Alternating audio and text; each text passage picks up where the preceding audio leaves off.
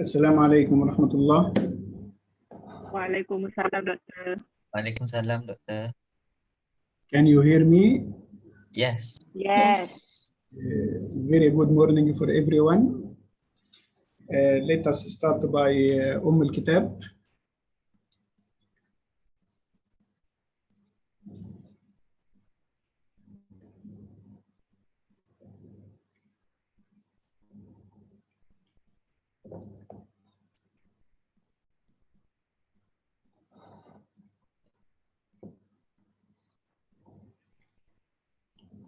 So today, what did you prepare? Two cases, Doctor. Two long cases. Yeah. Long case presentation, topic, infectious mononucleosis and dengue fever. Dengue fever and infectious mononucleosis. Very good. What is the team today? It's from group 1. Yeah. Who is the student from group 1 who is going to present IMN and Me, Doctor. dengue? Who is the Izzah Ibrahim. is that for infectious mononucleosis? Yes. Yes. And Who me, is Zahra, for dengue. Zahra. Yes. Zahra and Azza, mashallah. Very good. I am waiting. It may be Dr. Alawi will join just to moderate the first case. I am seeing if he is able to come.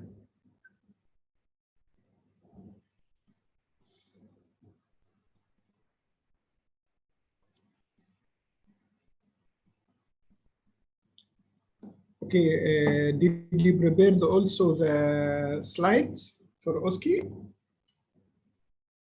Yes. Yes. Good. So who will be the mother or the father? Inshallah, me, Doctor. I am Father Oh. Hakim. Yeah. It is acceptable for the father to be the presenter. Because yesterday, year 3 bring a boy, he is presented as a mother of the baby. I tell him why he can be the father. No need to change his. Okay, so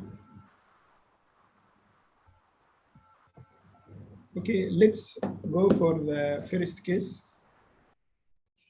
Before I start, remember that hoping inshallah they can release you. I have my round in the ICU on Saturday, Sunday morning.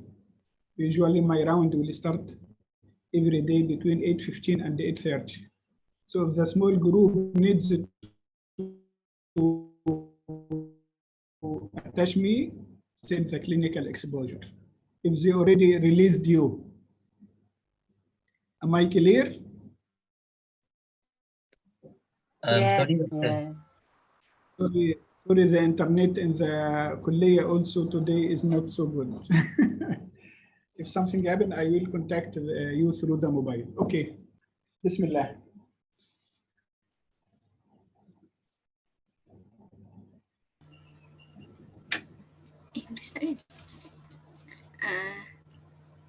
Can I start?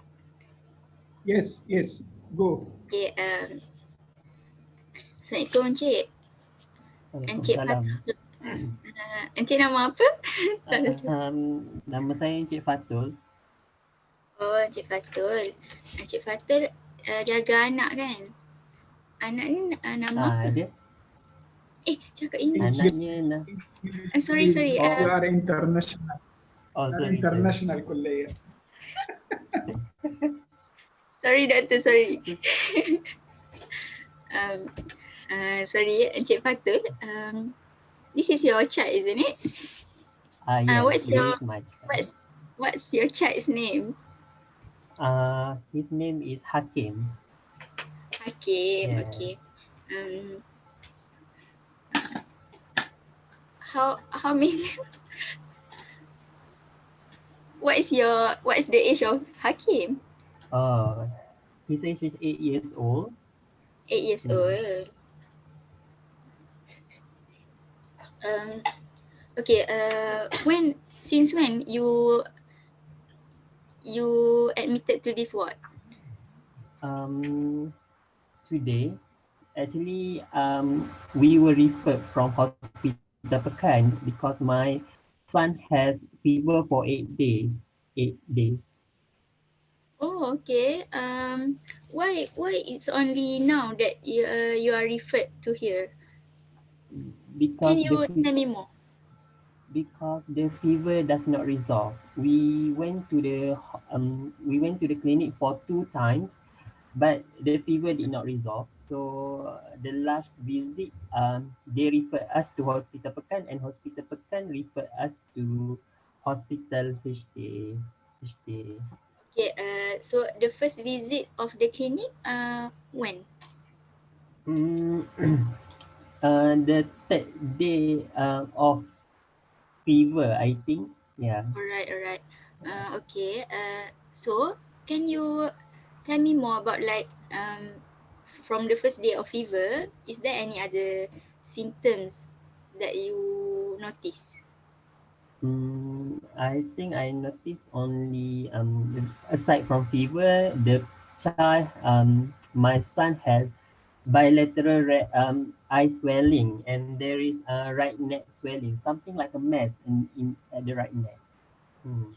Oh, since what day of fever? That is the third day. The third day of fever. So Yeah, you go to the clinic. You went to the clinic after you noticed the eye swelling and the neck swelling lah. yeah, yeah. Alright. Okay. So before that, at your home, at your house, do you have any documented temperature for the fever before you go to the No, clinic? No. there's no. Alright. Can you tell me more about the first visit of the clinic? We went to the hospital. I went to the clinic, and then the clinic gave us syrup paracetamol. It resolved for a while, mm, but it recurred back. The fever recurred back, and Alright. then Any other medication, antibiotics? yeah, and the second visit we were given the antibiotic, and the temperature at that time was 38 degrees Celsius. Yes. Mm. Alright. Okay. Aside from the eye swelling and neck swelling, did your child complain of sore throat, or you Mm. notice that he hardly to loss of appetite, like don't want to eat? Oh, about the appetite at that time is okay, but he start to have runny nose with yellowish discharge. Yeah. And I noticed that he have some rapid breathing, difficulty in breathing. So alright, I see. So the rapid breathing is after the clinic visit or before? After. After. Mm. Okay. So about the sore throat just now, or any difficulty in eating, there is none. There was none. No, no. Alright. Okay. Mm, about the eye swelling, did your child complain about any insect bite, and or do you any insect bite? No, no, I think What about do you know that your child have any allergy, food allergy, or mm-mm. as far as I know, he doesn't have any food allergy. Okay. Did you notice any swelling at other place, like face? How Mm. about the face? The face swelling or the feet? Oh, he doesn't have the face at the face of feet, no, but only the eye. It's Alright. bilateral, both Okay. eye. Did you notice or your child complain about any abnormalities in the urine, like there is blood or the urine seem frothy? No. None. No. Your child not complain or you don't notice or nothing? I didn't notice that. I'm sorry. Yeah. Okay, okay. Did your child have any night sweat? Like excessive sweating even though the fan is on? No, no. It's okay. No. How about the lips? The lips and seem like redness, the hand, the foot redness. Oh, no redness, but I noticed that he have rash, like pinpoint small dot rash at the trunk. Oh, I see. Okay. What about the eye just now? Is it only swelling or any injection like or any eye discharge? Oh, no eye discharge, only the swelling. Only swelling, not injected as well. No. Okay. What about any diarrhea, nausea, vomiting? No. Alright. Uh, uh, as far as you observe, how is your child condition like? Was he active or fatigue like lethargy? At the first he was active, but after the second visit, he become quite lethargy. He's not active as usual. Okay. How about the food intake? Food and free intake. Mm, I didn't notice the food intake, but Oh, I so think it's it's reduced. just like usual lah. Mm, Just now about the rash. Is it itchy it's, and mm, yeah, it's not itchy. It's not it's itchy. not itchy. Okay. You said the rash is at the trunk. What about the extremities? Mm, The I leg, the only arm. I only noticed the trash at the trunk lah. It's like generalized, but not up to the limb, lower limb or upper limb. Okay, okay. Is there any family members who have similar symptoms? No, no. The siblings What? are okay. Only he Or have the symptoms. okay. Do you, uh, he went to school, right? Or is Yeah, it school holiday now? I think COVID is school holiday lah. Oh, okay. Oh, okay. So there is no sick contact in the school or even in the family lah. uh, Is there any traveling history or water recreational history? oh yeah, for 3 weeks ago, we went to swimming. Where? Swimming. Uh, For holiday, swimming. Swimming at swimming pool or sungai, river? Um, tak ingat. Swimming pool, I think. Okay. Is there any headache? He doesn't complain headache. No. Okay. Okay. I want to clarify about the neck swelling. Mm. Do you notice that the neck swelling is red, warm? Yeah, the neck swelling is red, warm, and when I try to touch it, the my son scream. It's painful lah. He said. So it's only at the right. Yeah, at the right. Any progression of the swelling, of the neck swelling? Mm, at the first, when I noticed, it just like two finger breath only, but eventually it become bigger. Okay. Mm, do you did your child has any medical condition, any medical disorder before? Alhamdulillah, no medical condition, any No congenital, medical no. condition. Alright. Just now you mentioned about shortness of breath. Is there any cough? Cough, no. Only rapid breathing, yeah, SOD. Cough, Or rapid no. breathing? When is the time of the rapid breathing? Like during sleep or when he was playing? Mm, I think I didn't notice that. I'm sorry. I think it's like Alright. No. Is there any chest pain? no, there's no chest pain. Okay. Okay. Mm. So the rashes is still there? Still there. I yeah. Kena check. Okay.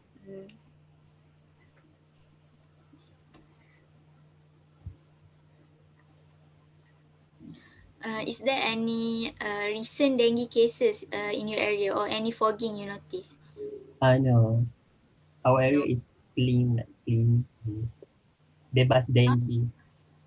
Oh, bebas dengue. Alhamdulillah. Okay. About the rash, did you like touch the rash of your child? Do you feel Yeah, like a bumpy or something like that? Can you describe more about the rash? yeah. It's something like it not raised. It just flat, but I think it's a little bit raised. It's like something macula papula. The term. Oh, really? You know about the term macula papula? Yeah, parents nowadays just Google the term. All right. Okay, I see. It's good for you to know. Okay. I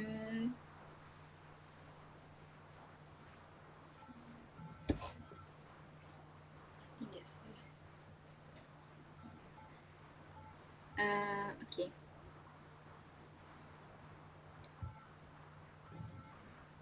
Maybe that's all. How many minutes left? Dah habis. Oh, ada 2 minit. 2 minutes more.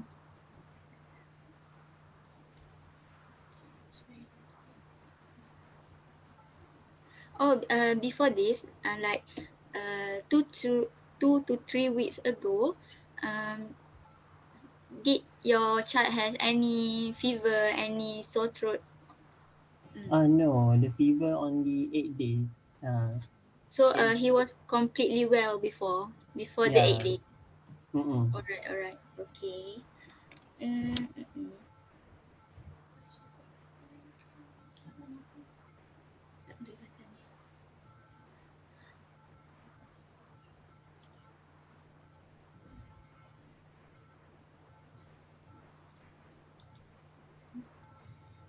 Um, stay. Can you describe a little about your child performance in school and how was his social with his siblings? My child in currently standard 2, and the academic performance is okay lah. It's average. Of course, my son is the Right. best, but average. Okay. Okay. And the social is okay. It's okay. He's playing Also, with siblings. how was it? He can interact well with his siblings. Yeah. Alright.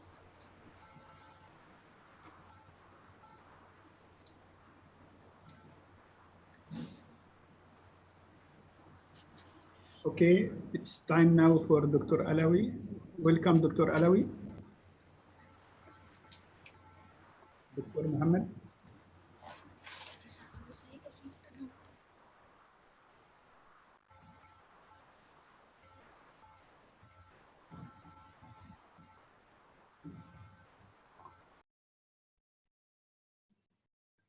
Muhammad Alawi is around.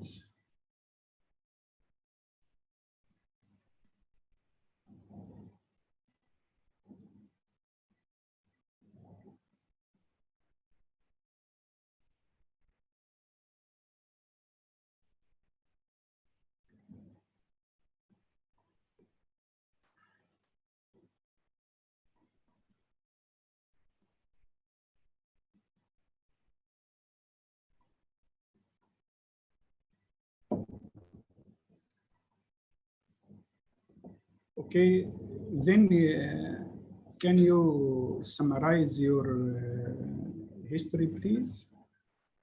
As I told you before, the art of summary is very important. Soon, within short time, you will be in crowded world. You need to make hand over for a lot of cases. You cannot go for all details, but you mustn't miss an important one.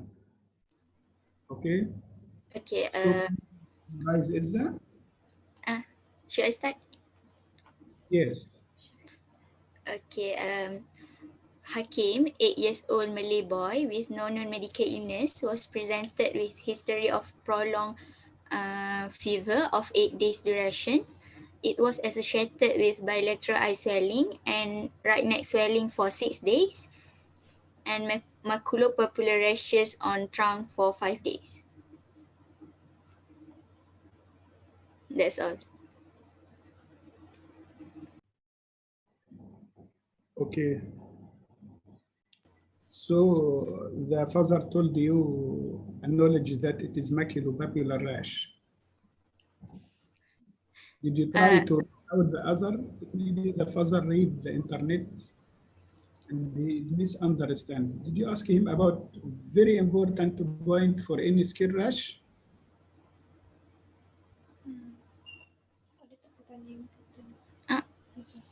Sorry, doctor? You saw any skin rash, even like maculopapular. What is an important test you must do? Blanche during physical examination. So did you ask him is it blanching or not? I didn't ask. Blanching, what is the meaning of blanching? Blanching is when we put force on the rash and then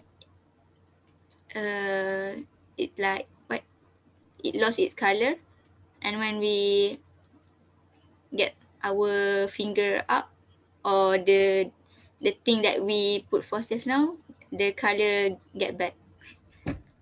Something like that. Why you are doing this test? Sorry? Why we are doing Why? this? Yes. Because there are some disease come with presentation of blanching rash, and some with non-blanching.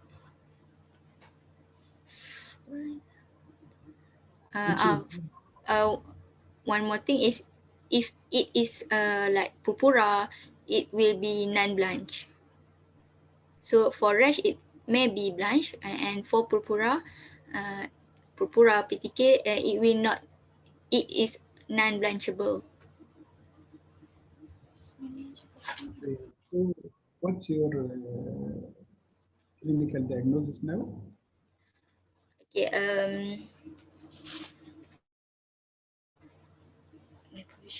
My provisional diagnosis is infectious mononucleosis, because the first one is the presence of lymphadenopathy, the fever, the periorbital edema, and the rash I notice is after the administration of antibiotics. So in infectious mononucleosis, it can have ampicillin rash, penicillin rash. Okay. And my differential diagnosis would be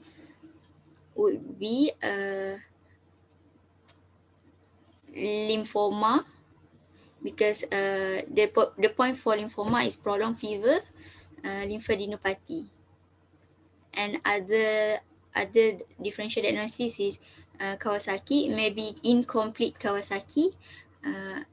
The criteria that fit Kawasaki, even though that is not complete, which is not enough for, is prolonged fever, lymphadenopathy, and the rash.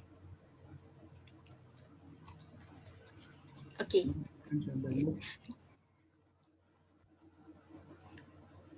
Other differential diagnosis?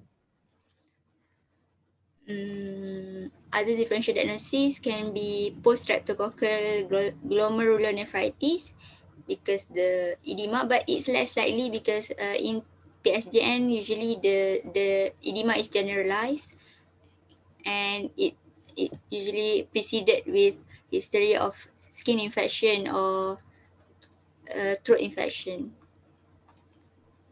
We can also put leukemia in differential diagnosis because the points for is fever, lymphadenopathy. That's all. If you put all this in your mind, what is the important point you missed during the history taking? Sorry, doctor. What is the important point you missed about the history now? If you said it is leukemia, what If an it's important leukemia. Bruises? Oh, anemia, like bleeding tendency. Bleeding tendency, the three anemia lines of symptoms, and anemia, recurrent infection. recurrent infection, okay, loss of weight, like that. What about the glomerulonephritis? Sorry, I can't really hear you. Glomerulonephritis, AGN. Oh, PSGN. For PSGN, about the hematuria, I think I asked just now. Did you ask about the color of the urine? The color of the urine and especially the hematuria, any blood. So how can you prove your diagnosis now? The investigation. Okay, for investigation, I proceed with the full blood count, and we will look for the total white blood cell. If it is leukocytosis, indicate infection, and we will look at the differential count as well. If it is lymphocytosis, it more to viral infection, and if it's neutrophilia, it is bacterial infection, and eosinophilia is more to parasitic infection. And next, I want to look for the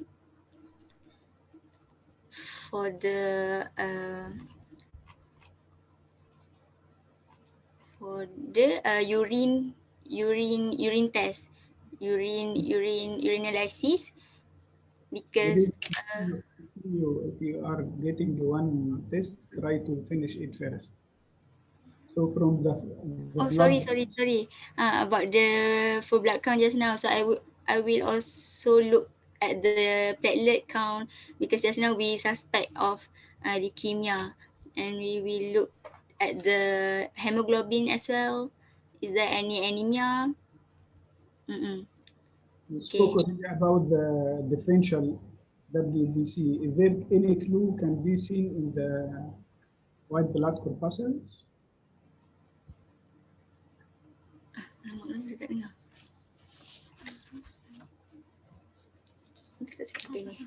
Sorry, I want to wear earphone for better listening.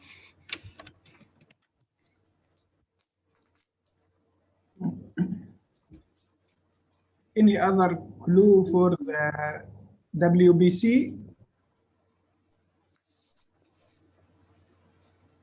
Doctor, sorry, can you repeat? Any for the WBCs? Is there any clue for your diagnosis? Okay, my provisional diagnosis is infectious mononucleosis just now. So in infectious mononucleosis, it will be lymphocytosis. And it's also total white blood cell also high. What about monocytes? Monocyte can be high as well. Yeah, so you must specify. What about the blood film?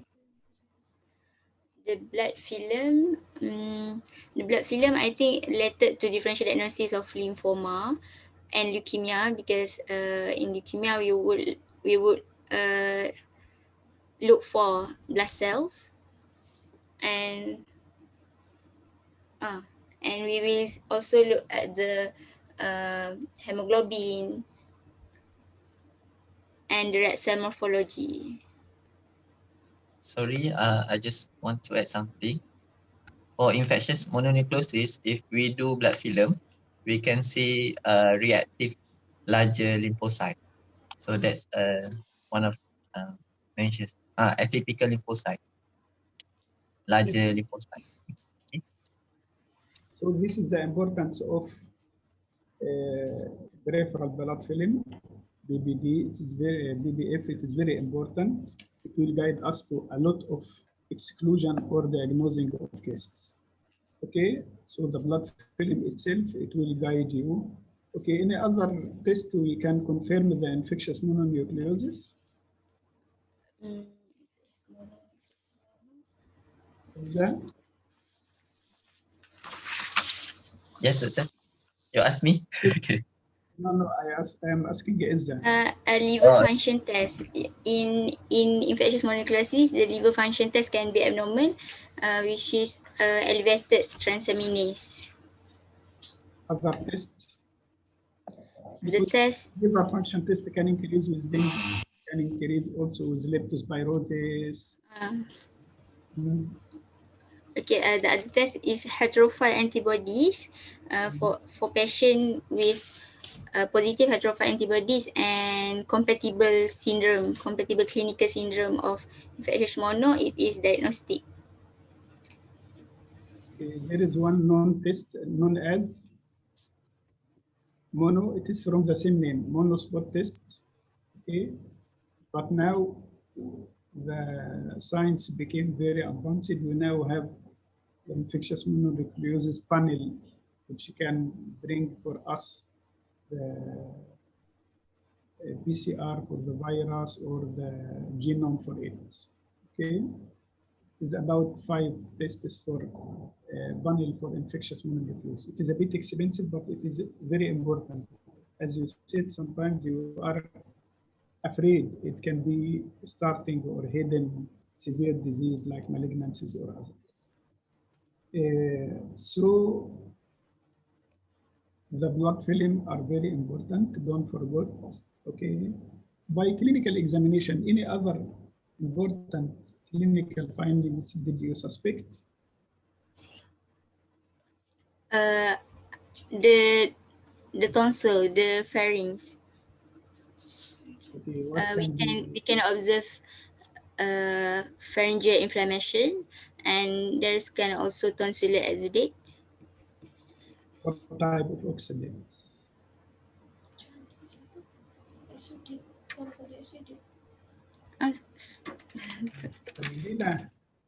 Sabila, what type of oxidate and what is the difference between infectious mononucleosis and diphtheria? The diphtheria has Sabila, gray. answer Gray what? Sabila. Oh, sorry, you asked Sabila.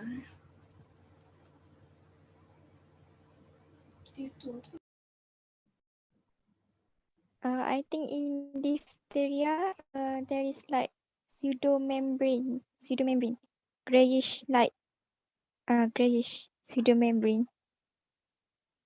And characterized by bleeding. If you try to touch that membrane, it will bleed.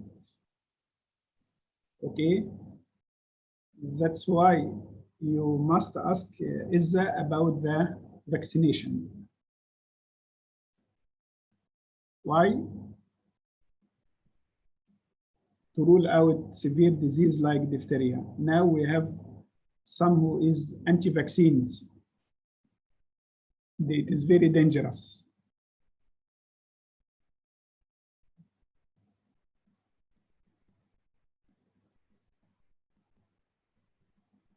Can you hear me?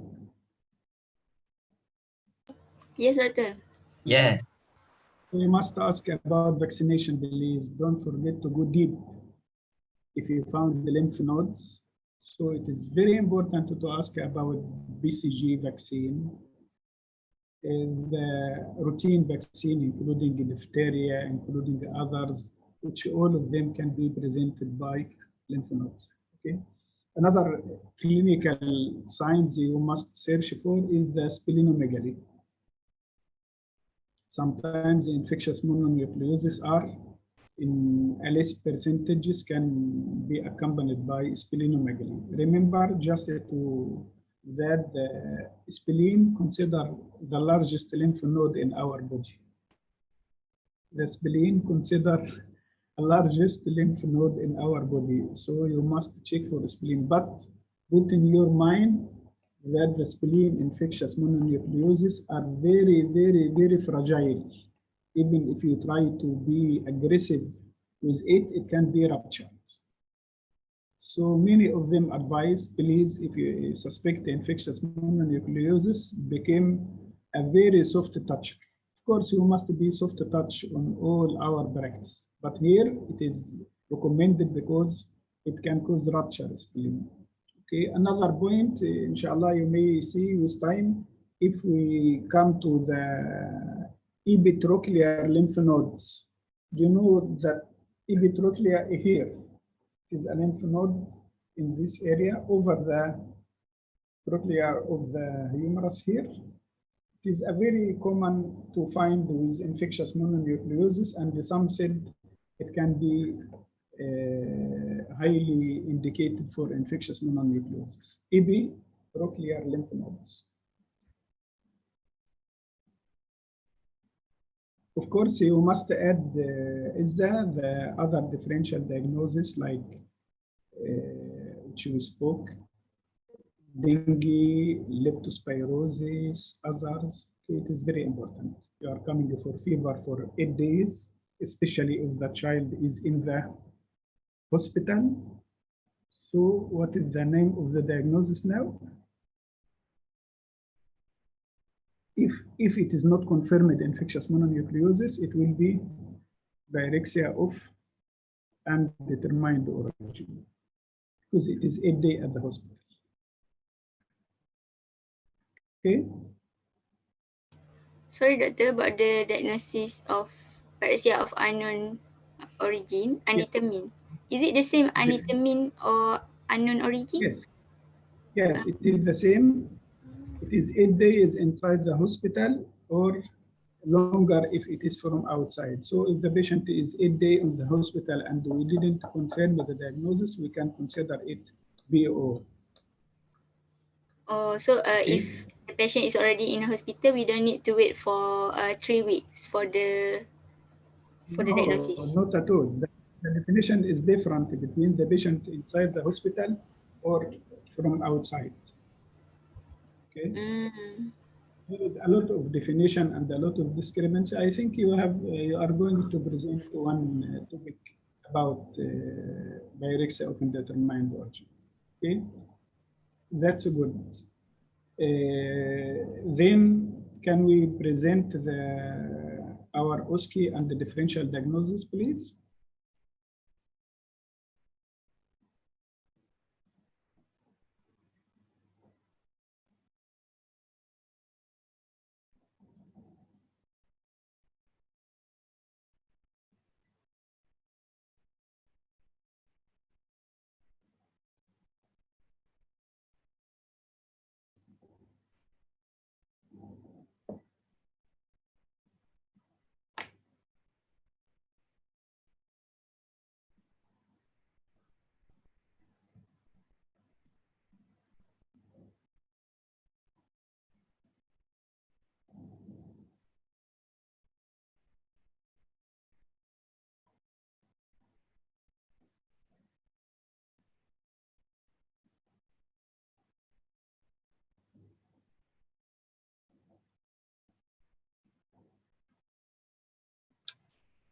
Hello. Can you hear me? Can you see the screen? Yes. Yes. Okay.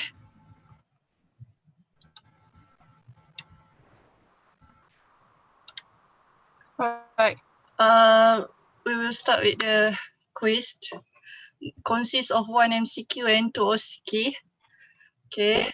I'm gonna call a few names to answer the question.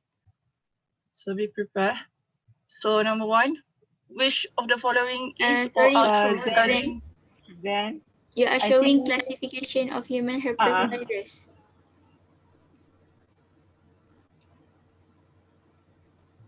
Not the OSCE. I can hear you. Wrong slide.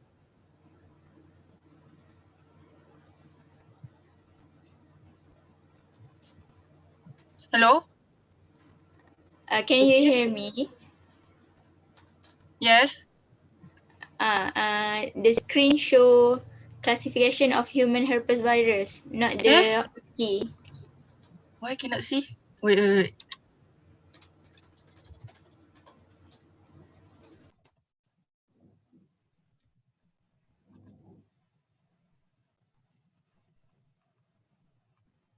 Sorry, I think I have a problem in sharing. Could anyone please in my group please do share it?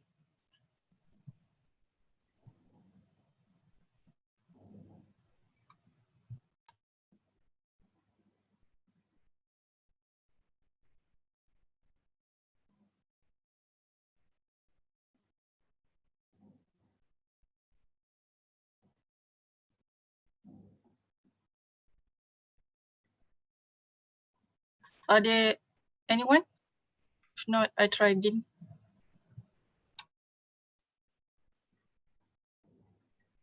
I share the screen. Nampak ke? Can you see it? Yes, thank you so much. Could Okay. you please zoom in? I mean, put it on slide presentation. Okay, thank you. So let's begin. Next. The first question is MCQ. Which of the following is or are true regarding infectious mononucleosis? A, CMV is the major. I would like to call someone. Maybe Ali. Are you there? Yes, I'm here. Could you please answer all the MCQ question? And then could you please give also your reason? Okay, so the first one, A, CMV is the major causative agent. I put as false because Epstein-Barr virus is the major one. It's the most common.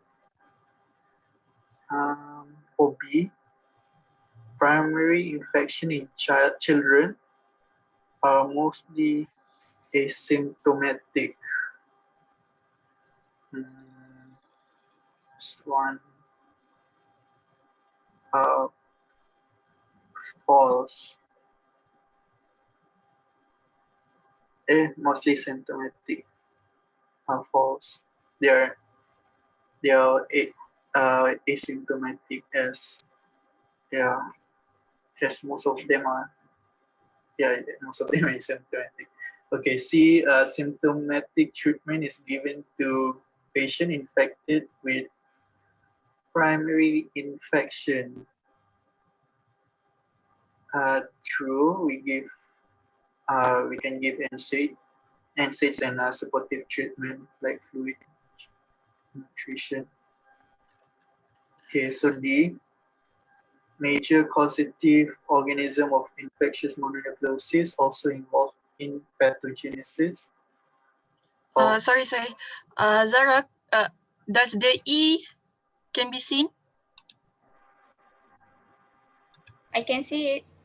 I can see. Okay, I cannot. Okay, sorry. Okay, you may continue. Sorry for the disturbance. All right, so D, the major causative organism of infectious mononucleosis also involved in the pathogenesis of Burkitt lymphoma. Yeah, it's also involved. True. It's involved also in the pathogenesis of Burkitt lymphoma. Presence of heterophile antibodies is also true.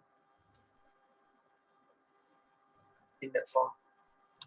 Okay, thank you so much. So we will proceed to the answer. Could you next slide, please? Okay, the first answer A is false. EBV is the most common causes.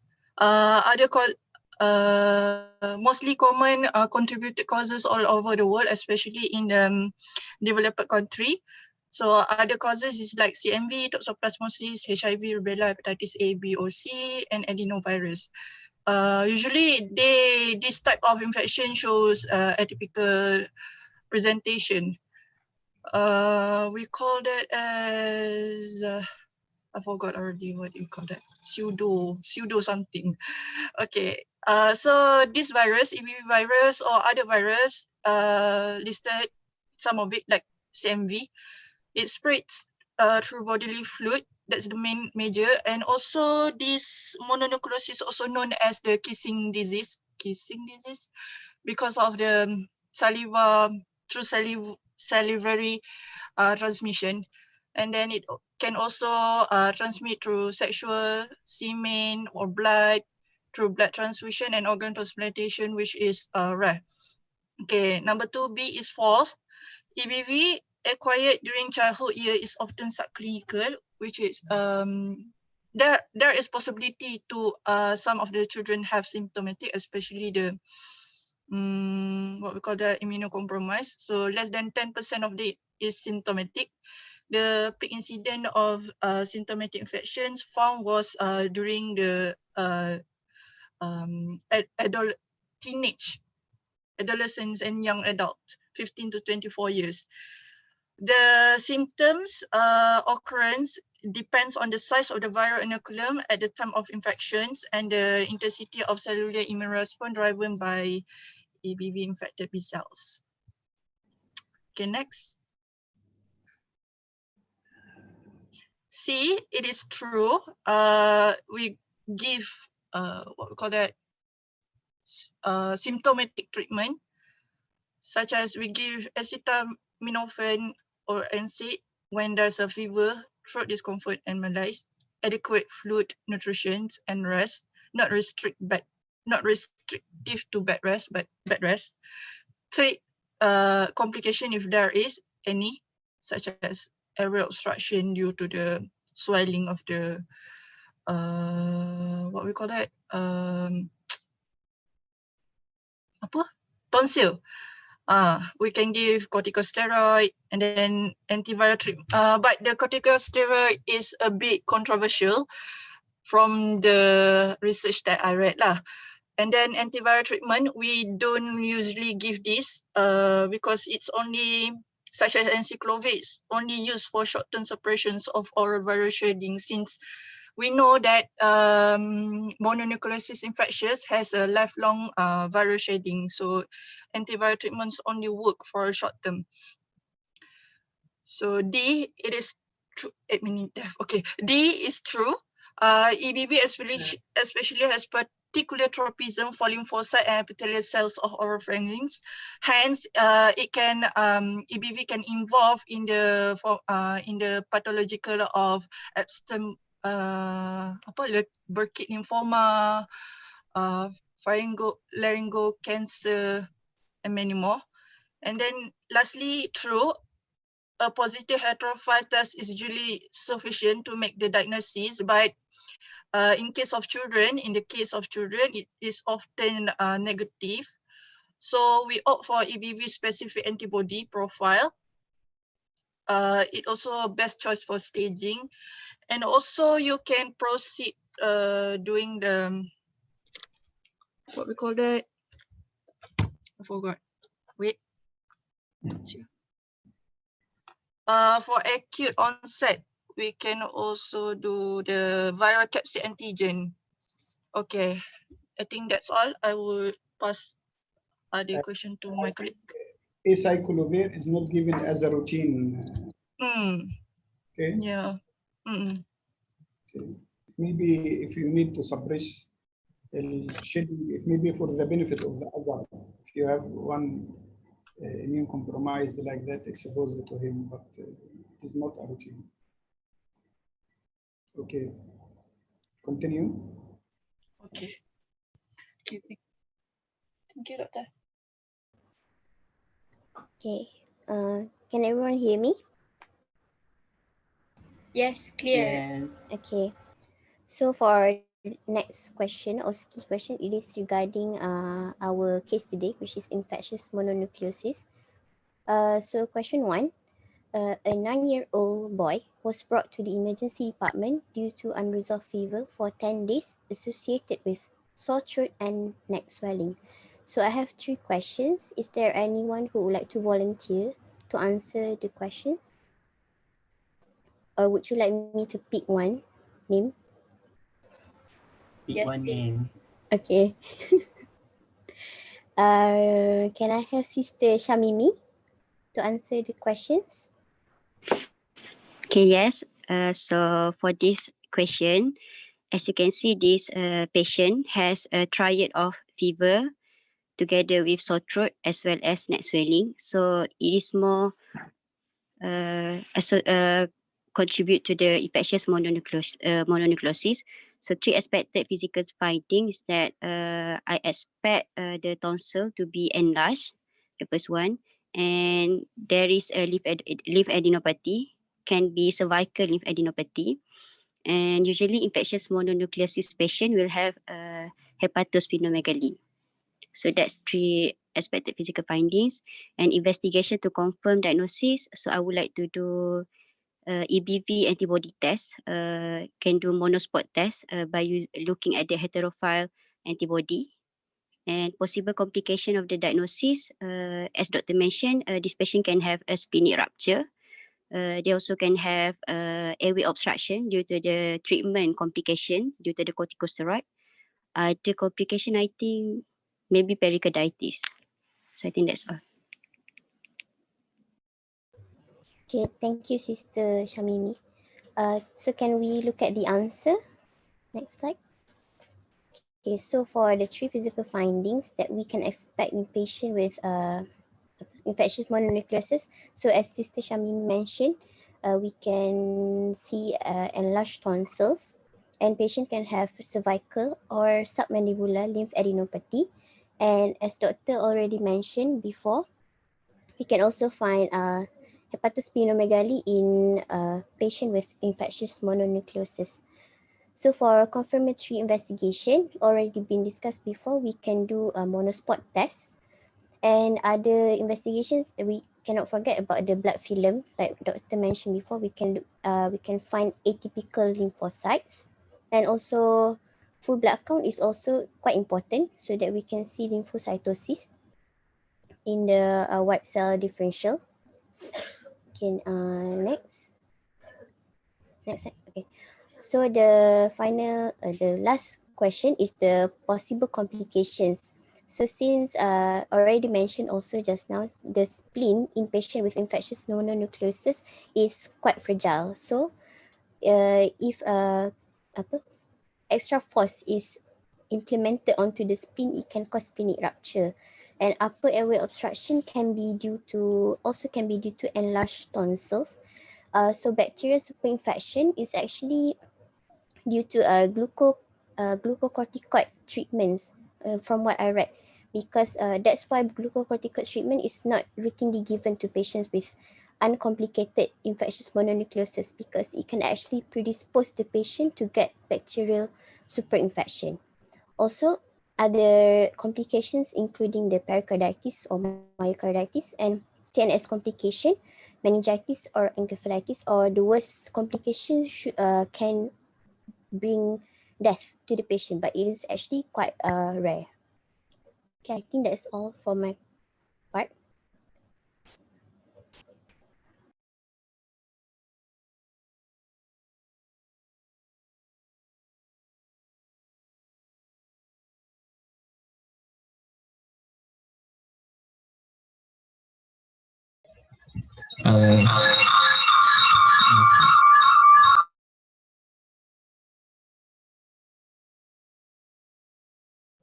Zahra, can I share screen?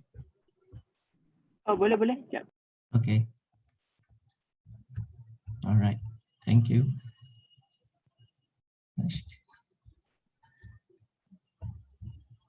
Okay. So anyone?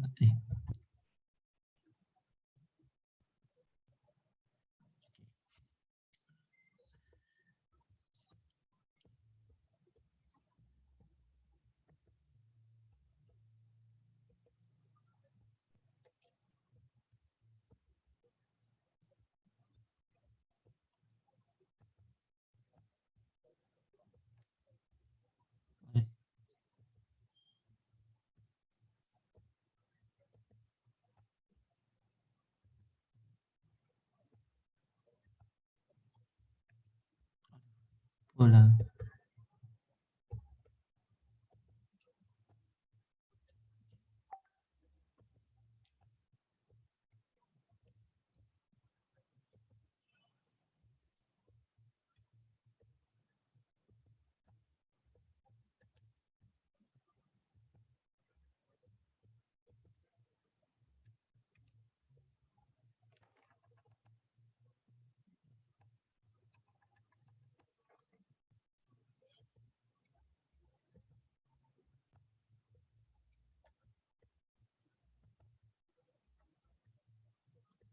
Sorry for delaying. Okay. Okay. So I would like to call Shamimi. Are you there, Shamimi? All right. So you Yes. can you watch? Can you see my slide? Yes. All right. So yeah. So this patient, 13 years old, presented with right swollen neck for 5 days, and then fever for 8 days. The temperature recorded was 39.2 on and off after taking PCM, but not resolved. The neck swelling was described to be increasing in size, tender upon touch. In the ward, it developed mild sore throat that reducing oral intake associated with abdominal distension. Okay, and then it tender upon the epigastric region. Upon examination, the throat was ejected. Okay, tonsil enlarged with exudate, grade 2 tonsillitis, and hepatomegaly was noted to finger breath. For what are the history to us and why? So for this question, so as this patient presented with swollen neck as well as the fever, so there are so many differentials. So if one of the differential could be like Kawasaki. So for the Kawasaki, so I would like to know further about, is there any conjunctivitis? Is there any rash? Is there any For for Kawasaki, yes? it is uncommon for less than for this age. So Oh, yes, this is 13 years old. So I didn't realize about that. So okay, but it's okay. so another differential could be like dengue. So I would like to ask the patient come from dengue prone area. Is there any fogging activities done before? Is there any body ache? Is there any retroorbital pain?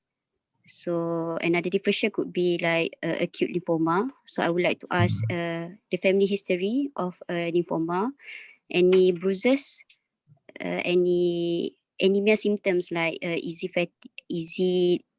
fatigueness, any dyspnea, and also I would like to ask any gum or nose bleeding.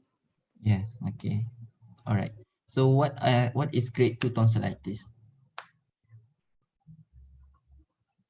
So we know that tonsil grading has a 4 grade from 0 up to grade 4. So Okay. grade 2, grade 0 is where you can't see the tonsil at all. Grade 1 is the tonsil you can see about 25%. Grade 2 about 50%. Grade 3 about 75%. And grade 4 is 100% where you can see that the tonsil is in contact with each other. Okay, good. So I think you have list out the differential diagnosis. So I will be quick. Okay, look for the history itself. So okay, so 5 history. Okay, here. So first, ask for the presenting symptom.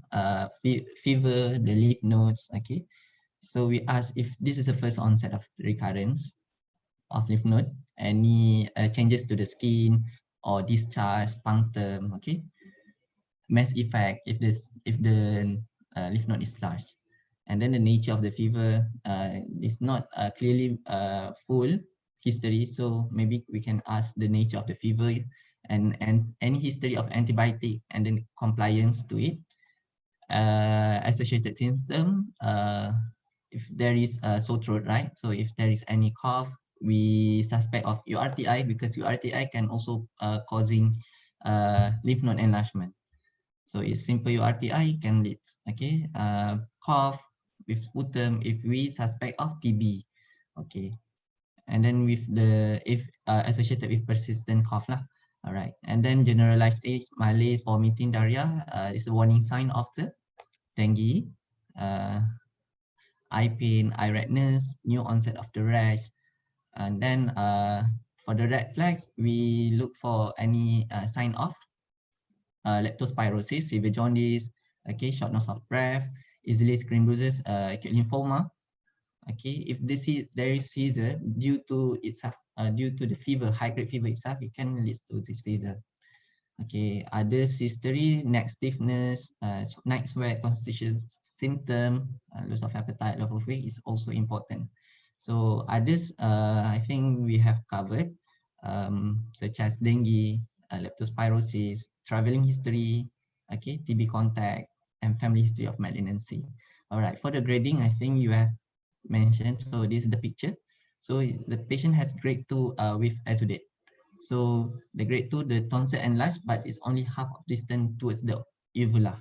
Okay, if grade 4 is totally closed, obstruct, and the differential include lymphoma, leukemia, dengue, and leptospirosis, infectious mononucleosis because of the triad itself, bacterial URTI, and then Kawasaki. But Kawasaki is not common in this age, usually less than 5 years old.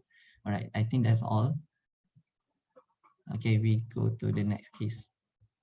Thank you.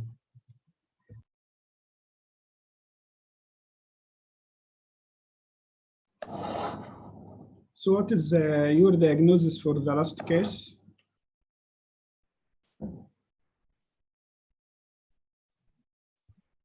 Last cases, Last dengue fever.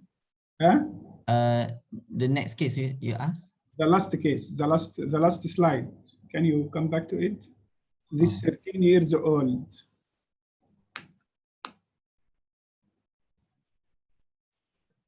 Zahra, can you present the slide?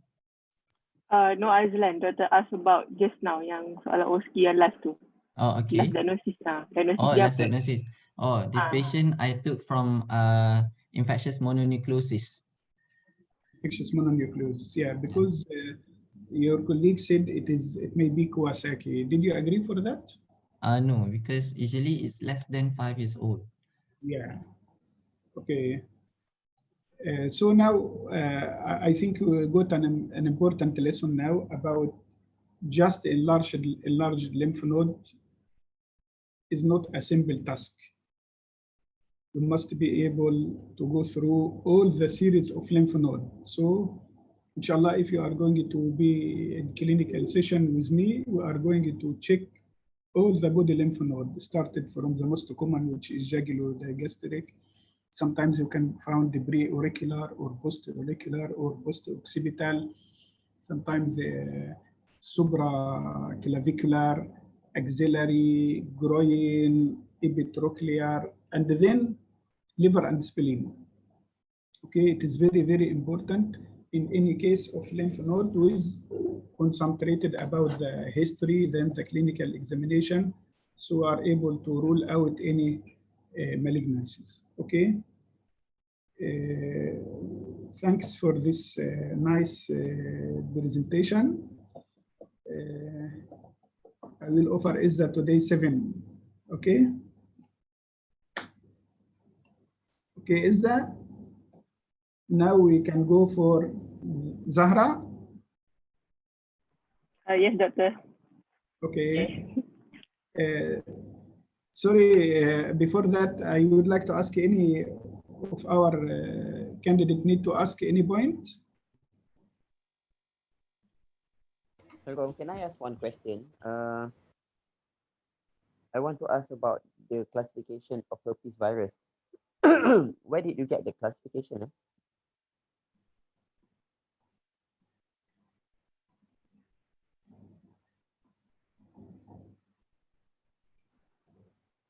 Then?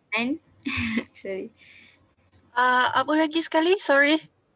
Well, where did you get the classification of the herpes virus? Classification. Tadi ada satu slide kan? Yang tersalah panca tadi, prison. tak word tu. Oh tak, That's not itu related to this. That's not related to this ke? saya Because I punya, a bit confused. I But mean, EBV and then suddenly ada herpes virus. sorry, sebab laptop saya dia hang, dia dah present kat laptop saya tapi tak present kat semua. Oh, okay. It's okay.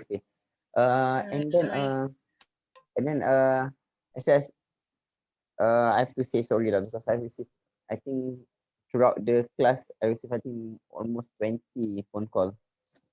So I cannot focus actually in the class. But I've got few comment now for the clerking, which is I think is very important. One of it is I think you guys shows a good attempt to clerk and stimulate a real life scenario. However, try to avoid using jargon. Like injection, word like injection. Apa you mentioned just now? I dah lupa dah. I've list. But word like injection, no. It's not a late term tau. It's not a late term. So it's a jargon lah. Try to avoid that. Because there's a lot of jargon in the clerking.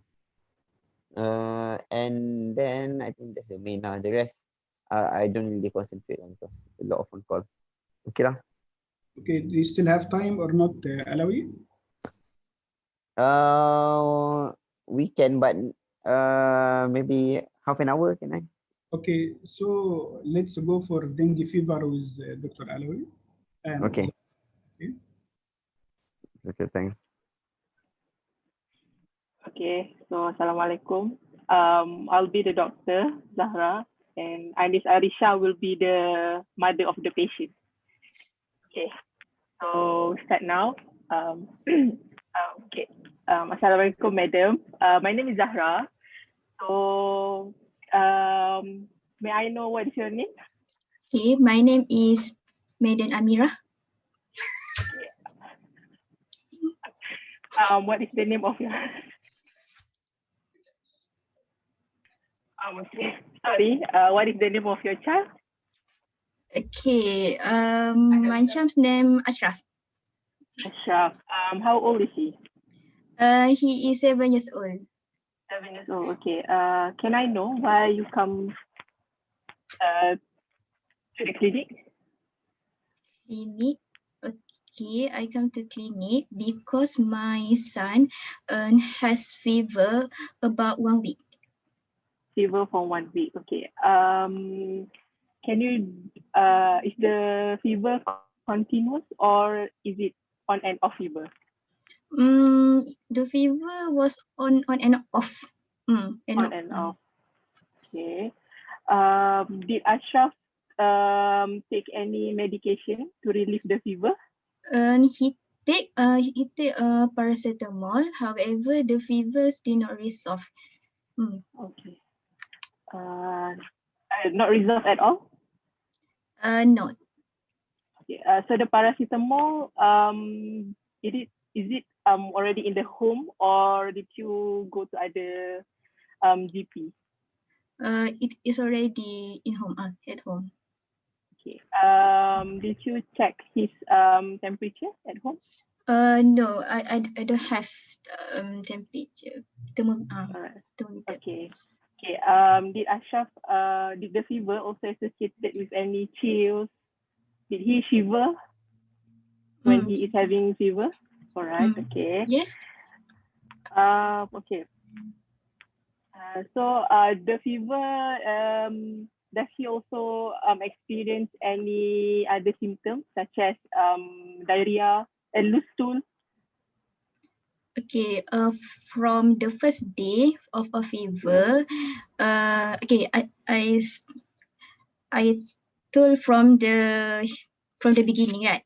Okay, so firstly, he has a fever, and then after having fever, he'll also have abdominal pain. He complained to me that the pain was severe, which he couldn't stand upright. So he need to lie down only throughout the fever. All right. Okay, sorry, ma'am. The abdominal pain started on the first day of fever, or when does the abdominal pain start? On the first day of fever. On the first day of fever. Okay. Does it persist till today? Currently is slight resolve. Slightly resolved. Okay. He can stand. So now he can stand. Mm. Okay. So did he take any medication to relieve the abdominal pain? No. He take a paracetamol, right? But still not Okay. resolve. All right. So besides abdominal pain, any vomiting? Vomiting. Yes. Yes, vomiting. Okay. Since when? On second day of fever. On the second day of fever. Okay. Does it persist till today? Currently slight resolve. Slightly resolved. So for one day, how many times did he vomit? Every time eating food, I think about 5 times per day. 5 times a day. Since the second day of illness. So it does it increasing the frequency of the vomiting? No, it's similar. Okay. So since he vomit quite 5 times a day, so how is he? How his condition? Is he well? He become lethargic. How about his food intake? Did he he only drinks water. Okay. So only drink water. May I know why? Is it because of loss of appetite, or did he has unable to eat or? Because lost appetite, so he only can drink. Okay, so loss of appetite since the vomiting or? Since vomiting. Since vomiting. Okay. So did he also has any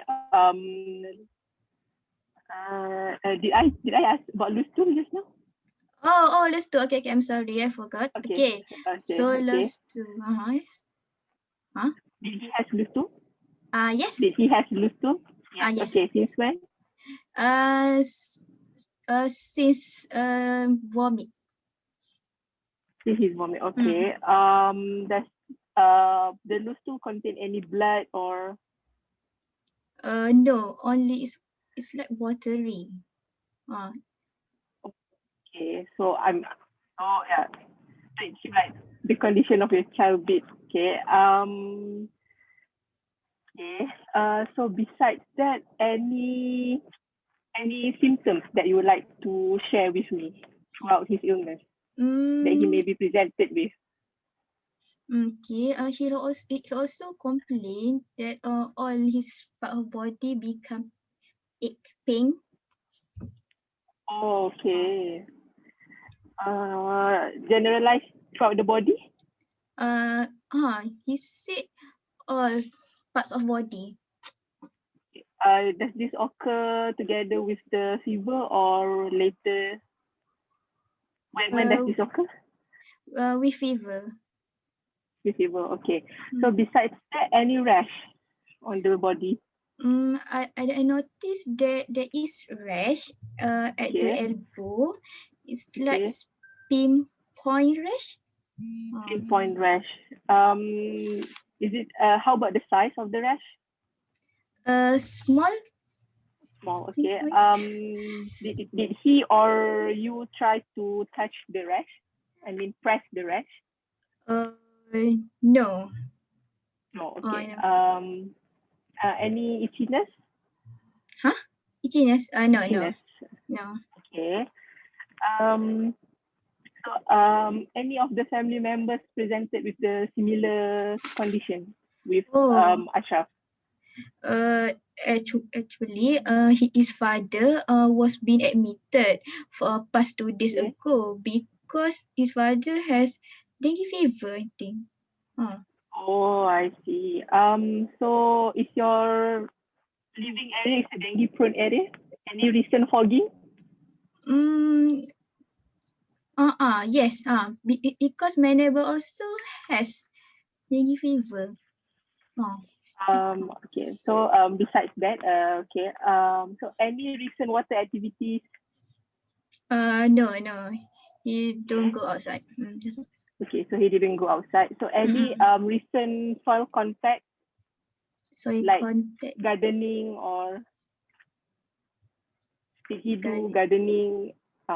Did he? No. He is Okay. good boy. Okay, all right. So you said that he's actually his condition a bit not good for the past 1 week. So how about his school? Did he go to school for the past 7 days? Currently school holiday.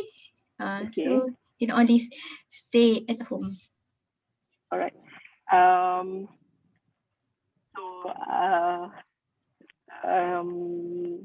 okay. Oh, sorry. Did he have any active bleeding at the gum or nose? Any bleeding? No. No. Okay. Um. Okay. I think that's all. I had thought blocked.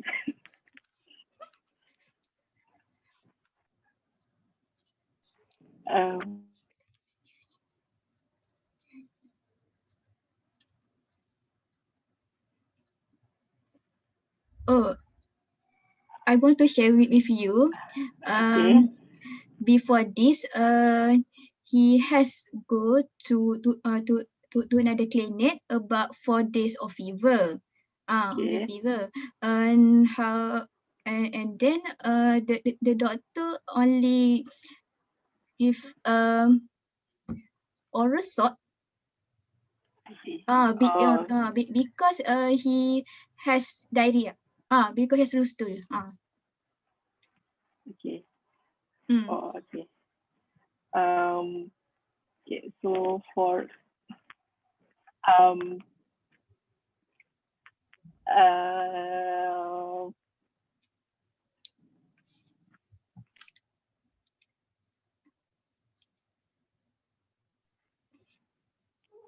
okay, for recap, ma'am. So basically, your child has fever, has abdominal pain, has loose stool, with vomiting as well as rash. And then he also has lethargy. Okay, and then however, you had seek medical treatment at the during 4 days of illness, right? And was given ORS. Okay, so after that, did his condition improve? No, it's Okay, similar. no. Okay, persist. Okay.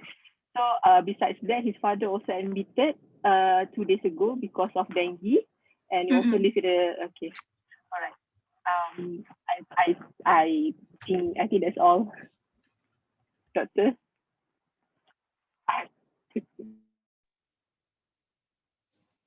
Okay, that's all. Yeah, I have thought blocked. Yeah. Okay, I think that's good. That's good. I think you cover most of the. I mean, you did clarify and explore the chief complaint and also the history of presenting complaint. Okay, can you summarize?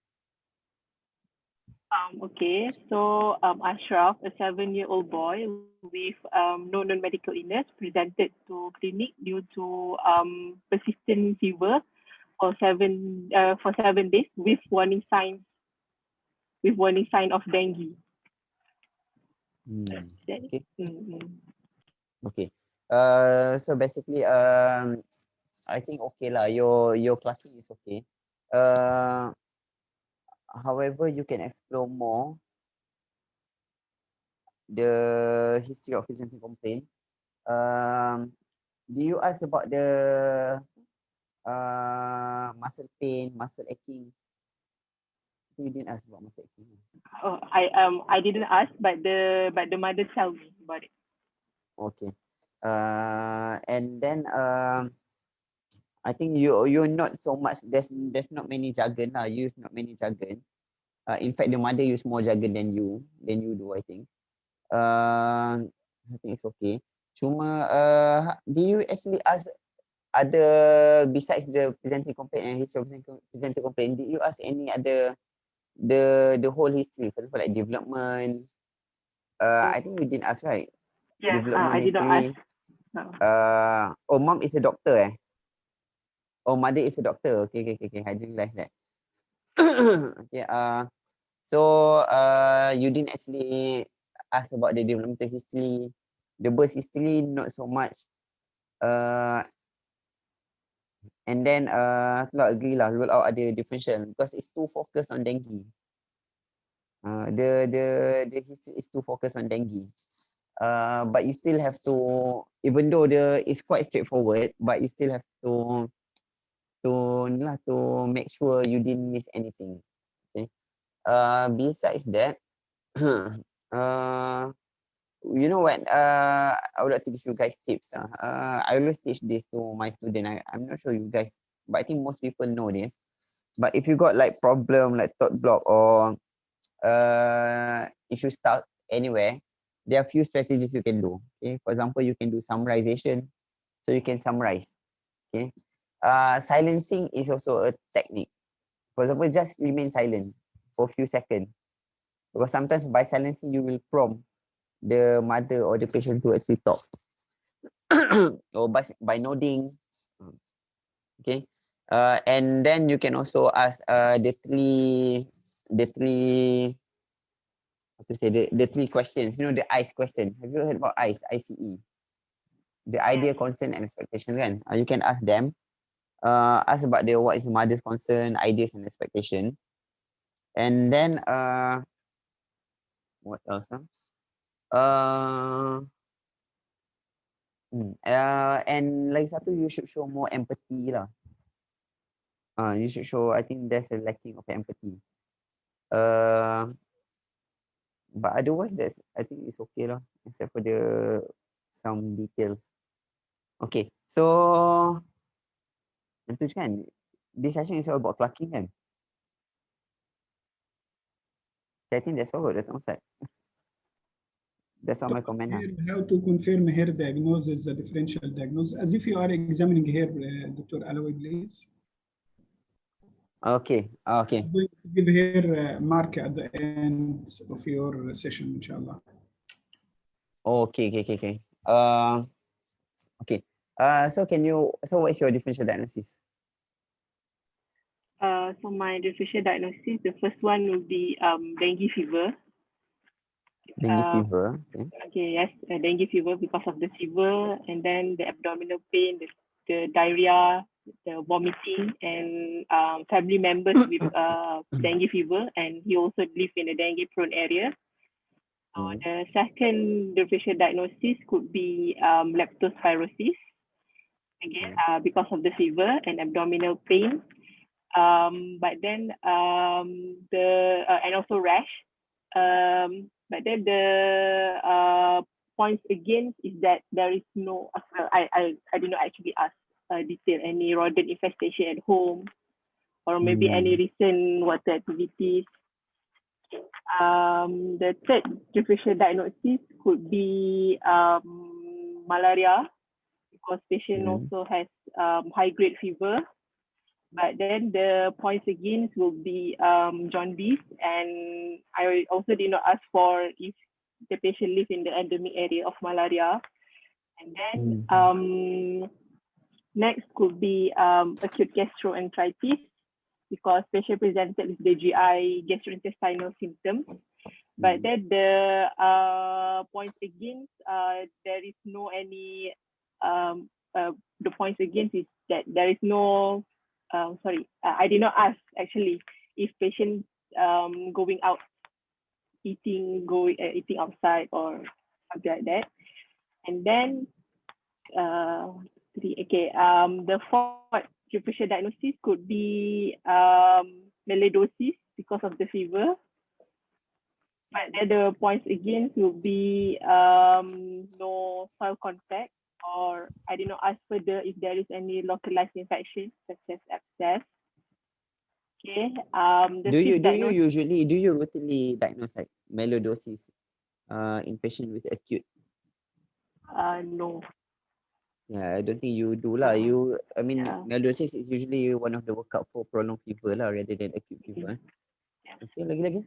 Lagi typhoid fever because of the fever and the gastrointestinal symptoms.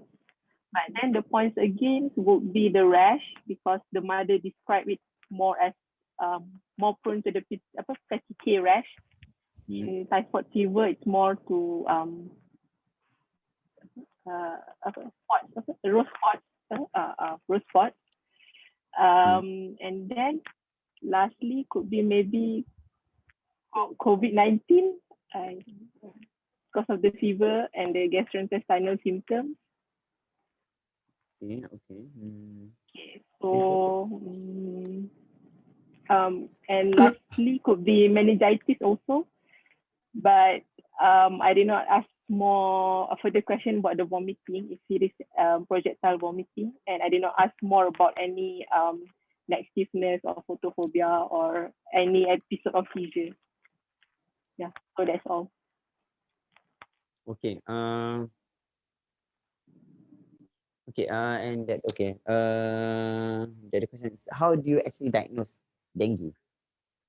How to diagnose dengue?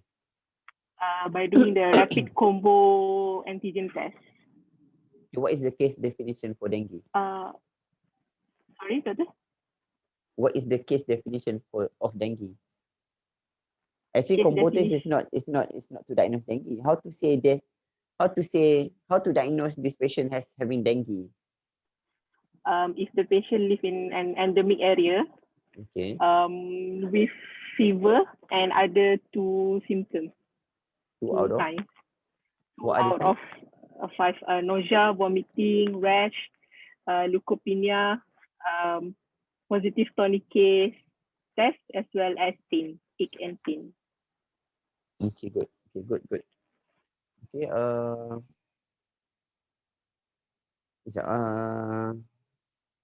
so you guys third year, right? Okay, so I guess 5th year? Yes. Oh, okay. 5th year. Okay, so can ask management lah. I thought you guys third year. Okay lah, so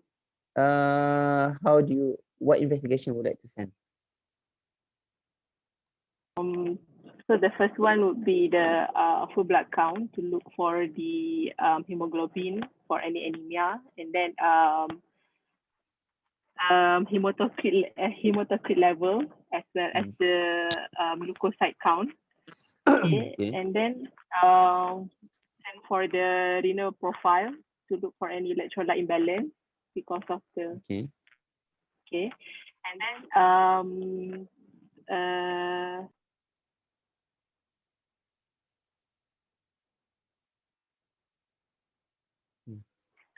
a liver function test for the liver enzyme transaminases.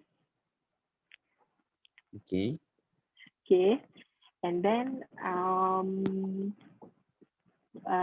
we could do the rapid combo testing. Okay. Serology test or antigen test. Okay. So how do you approach this child? So now you already took the history, and how do you approach the child? So you do is an examination, kan? What are you looking for in the examination? Okay.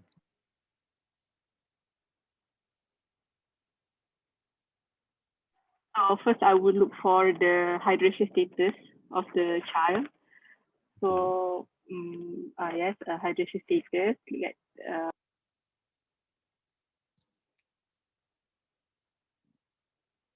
How do you assess hydration status?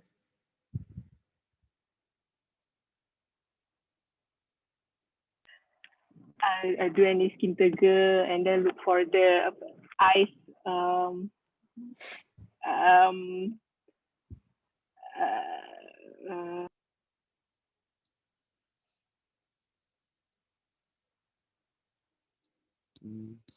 uh, yes, any sunken eyes, any tears, yes, urine output, dry lip, How do you examine urine mucous output? membrane. Oh yeah. How do you examine urine output? No, right? So of course, No. vital sign is very important. Vital sign. Okay, just remember A, B, C, D lah. Every time you approach a child or anyone, adult pun, you have to be systematic and approach by A, B, C, D. So make sure the airway is pattern, breathing, circulation. Then you have to know lah how to assess all of the components, A, B, C, D punya components kan. So airway, even though this child came with fever, you have to make sure nothing wrong with the airway lah. Okay, then especially in dengue, what you have to assess? This you have to assess for presence of shock kan. So by looking at the circulation lah, the periphery lagi apa lagi? What's component of circulation? Urine output. Urine output you tak assess dalam examination. Oh, circulation. Color kan, first color daripada jauh you can look at the color, pink ke tak. Then lagi? Capillary refill time. Capillary refill time kan, perfusion, capillary refill time, periphery warm ke cold ke, lagi? And then you assess lah hydration semua kan. Vital sign. Okay, vital sign. Vital sign, what specifically are you looking at? If there is hypotension. Pulse rate. You wait for hypertension? No, you look for pulse rate first kan. First look at pulse rate. Or tachycardia. Okay. Then only you look for the BP lah. BP, what is the first sign of shock? First tachycardia and then in dengue, what should you look for? Feeble pulse? No, for BP. BP.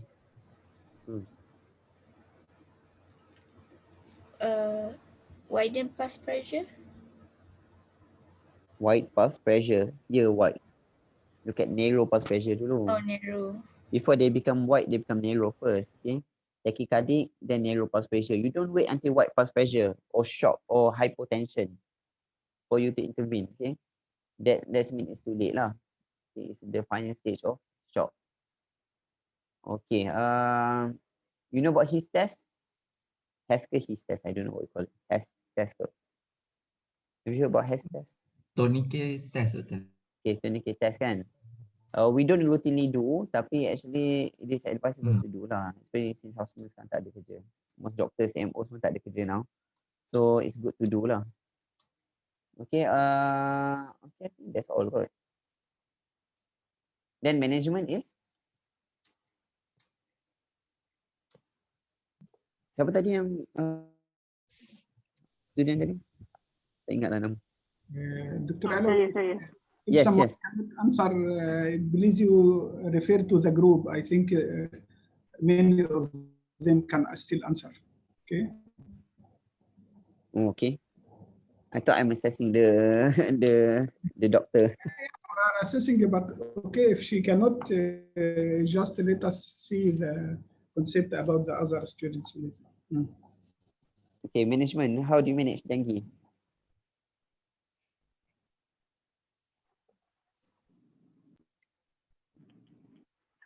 Resuscitate the patient first, resuscitation. Okay, good. Go for airway, breathing, and circulation. Okay, good. And then provide intravenous fluid. Okay. Okay. It has to be and intravenous? Is it a must to Um, give IV fluid?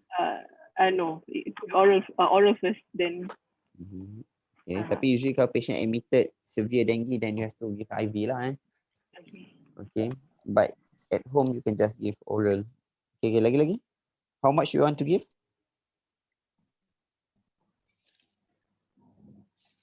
How much fluid you want to give? Normal saline 20 ml per kilo fast bolus. What do you want to give to be? Why do you want to give bolus? Because we want to, if patient is hypovolemic shock. Okay, if patient has shock kan, in shock Yeah. you bagi bolus lah. Kalau patient not in shock tak payahlah bagi bolus. Okay, lagi. Okay, assuming this patient not in shock. Okay, how much fluid you want to give?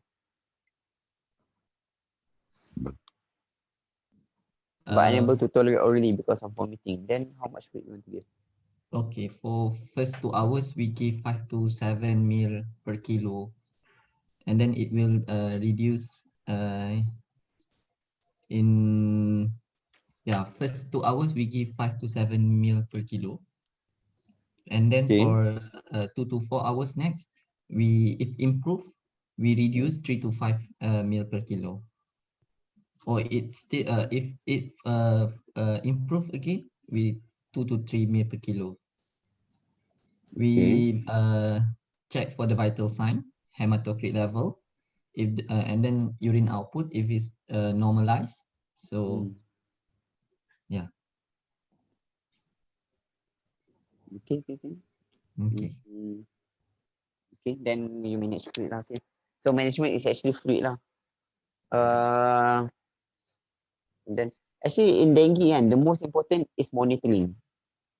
Okay, because if you give too much fluid, it can also complicate the patient. But if not enough fluid, then patient goes to shock lah. So the most important is monitoring. Okay. So what complication can a dengue patient get from dengue infection? Yeah, you have to monitor.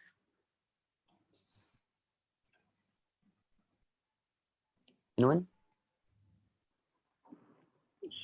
First, in febrile phase, the patient because the complication of that, I give biphases. In febrile phase, they may came with febrile fits, dehydration.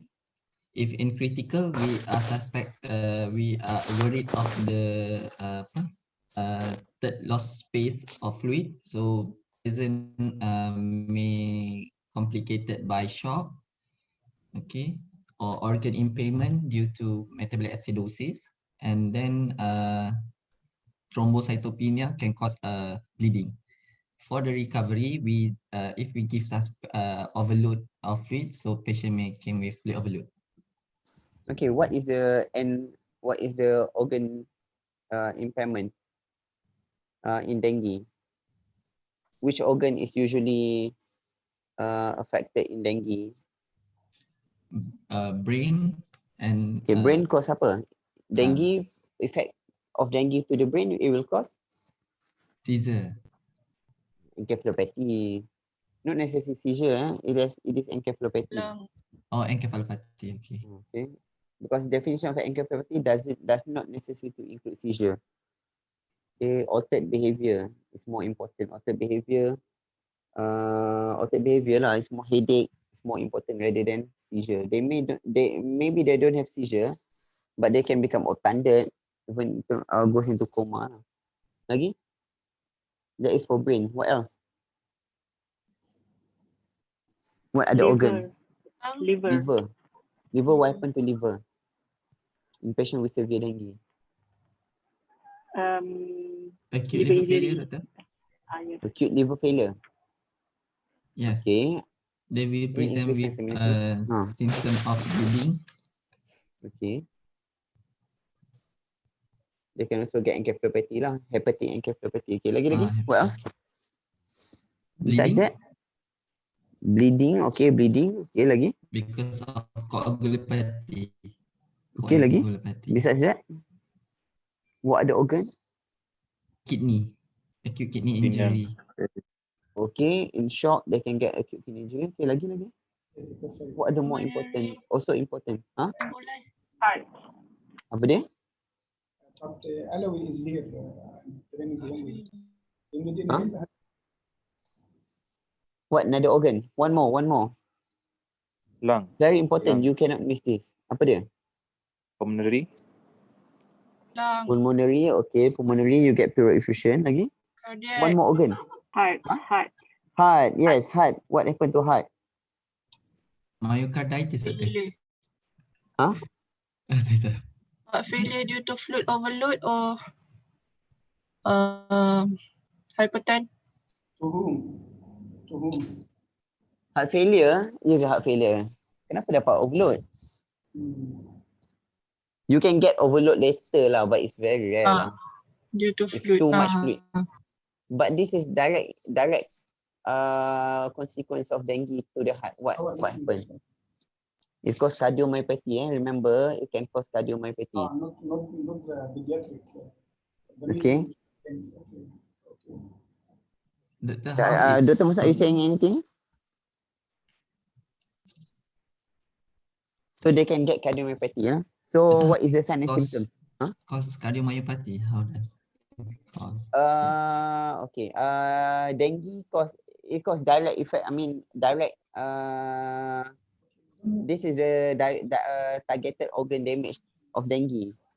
I think some hypotheses say it cause pericarditis, but it's actually myocarditis is the most common. So it just happen.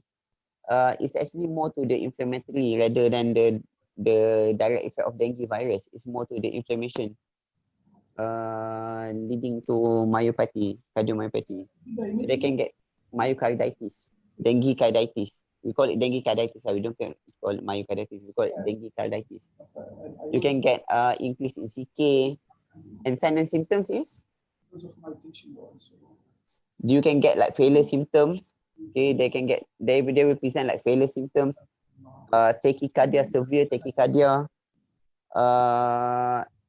and if patient got dengue carditis, fluid, they can die because of fluid lah, because this can lead to acute heart failure where you need inotropes rather than fluid, because fluid can actually worsen lah because it's cardiomyopathy kan. Okay, and you can actually do ECG and to see PR depression. PR depression, usually we call it PR depression. PR depression, ST depression is one of the ECG findings. But usually it's tachycardia, severe tachycardia. For example, you've got patient dengue with heart rate of 150, severe tachycardia, and then X-ray is you see dilated heart. Okay, are you going to prepare here with any steroid or no need? Okay, I think that's all good. I think let me pass to. Okay kan? Okay. Even for single Dextra? Okay. Okay. Okay, doctor. Okay. With no inotropes now? Okay.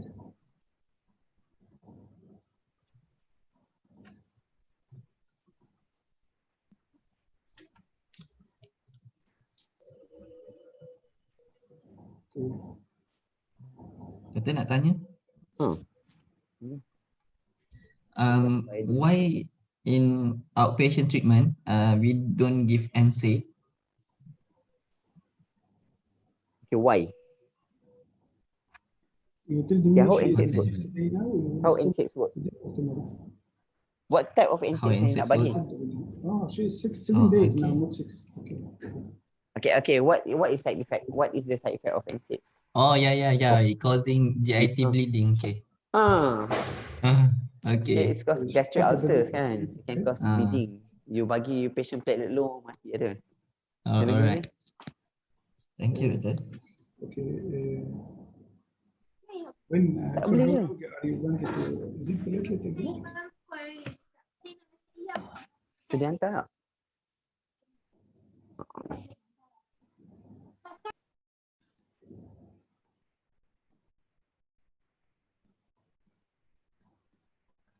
Okay, lagi. Ada soalan? Any more questions? 50. Doctor, do we still use term dengue hemorrhagic syndrome? Okay, no. 2 weeks from the start. So okay, how you classify dengue? Just one question. How you classify dengue? Or IV? Dengue with or without sign, and then lagi satu severe dengue. Okay, severe dengue defined as? Defined as Severe dengue is defined as severe shock, respiratory distress, and severe bleeding.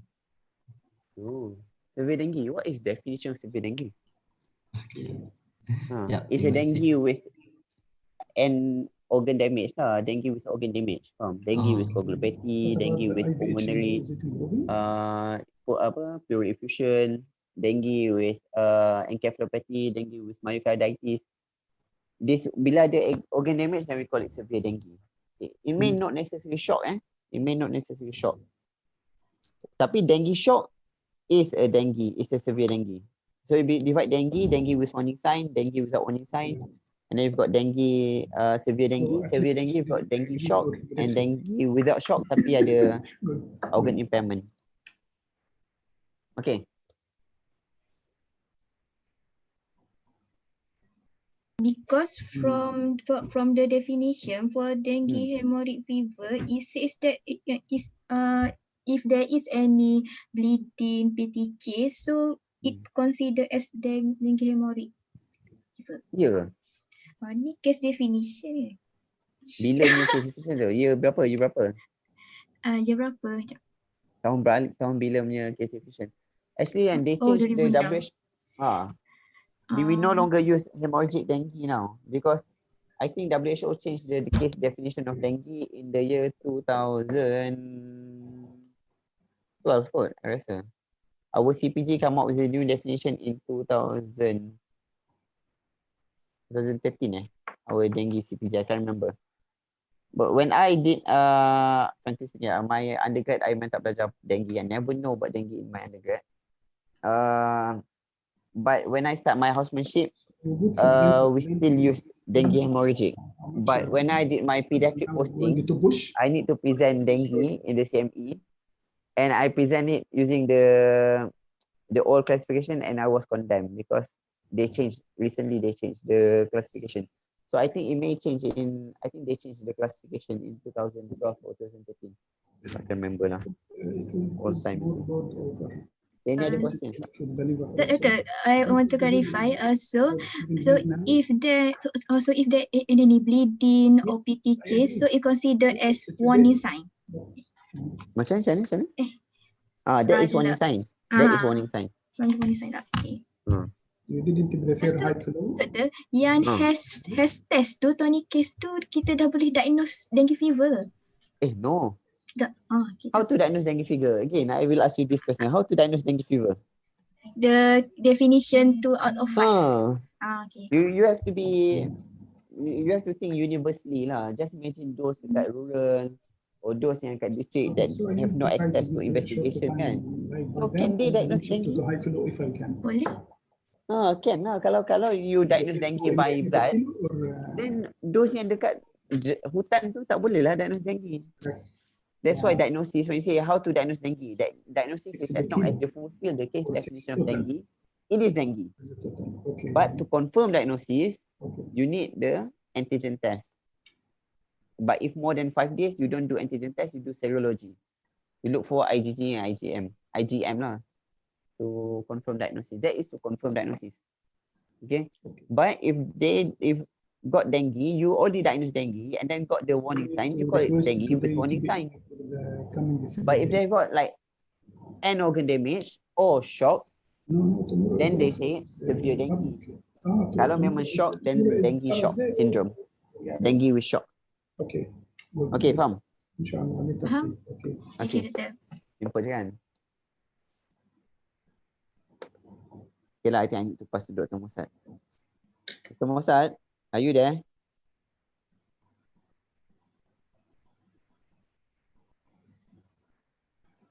Okay.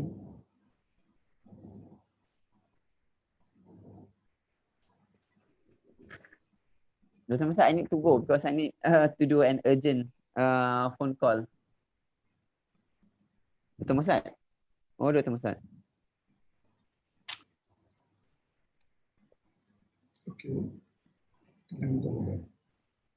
Okay, sorry guys, nanti tanya Dr. Mossad. I need to make a phone call. Okay, hold on. Alright, doctor. Thank you. Thank you, Doctor.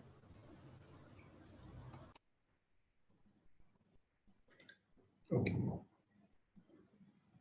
Okay. I would like to change our 5 days until the final culture came, because sometimes there is some bit like 12 hour one day. It is better for this we are diagnosed congenital pneumonia to go confirm it. Can be? Okay. Yeah, at least 5 days, but I will insist with our still our MO bit lagging for obeying the instruction. They need to write discharge and go home. It is not our job. Okay.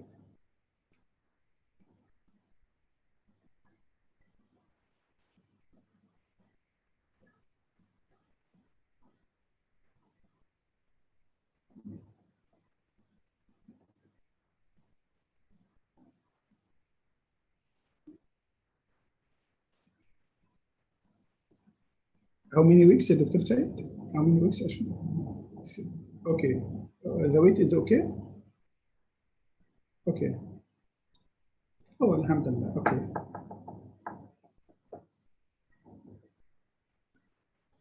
Okay.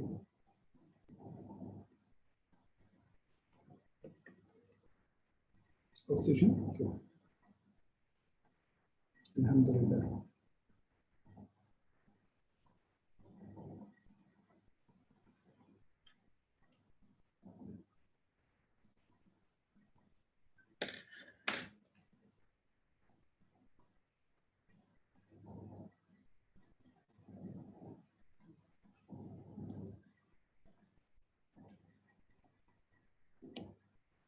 So still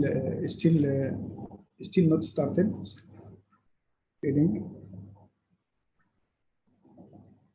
Okay. Mm.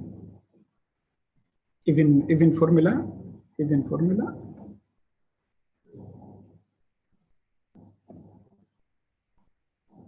Mm. Okay. If not, we can. Okay. Okay.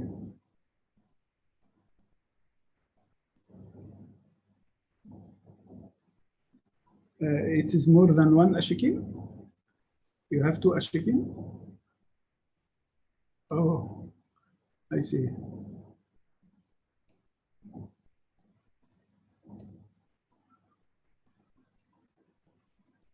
Jaundice, okay. If they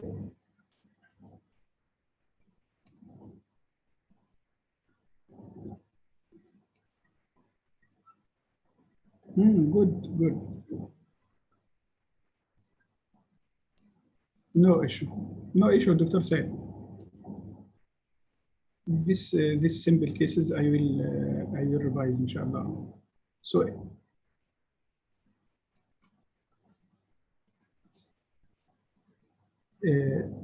Muhammad Arraz, Ziman, is it the same or Abel? Yes.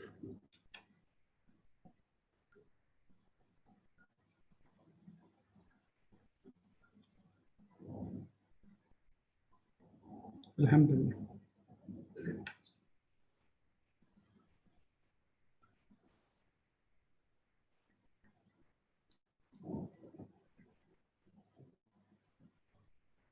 Good.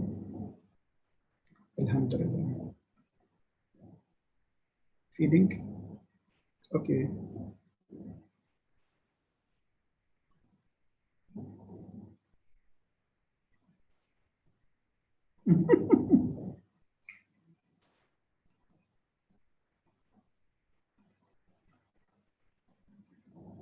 For 3 or 5 days.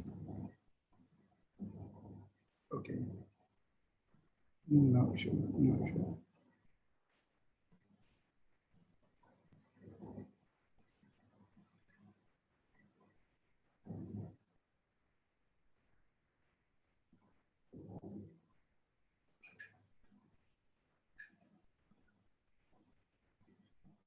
Mm.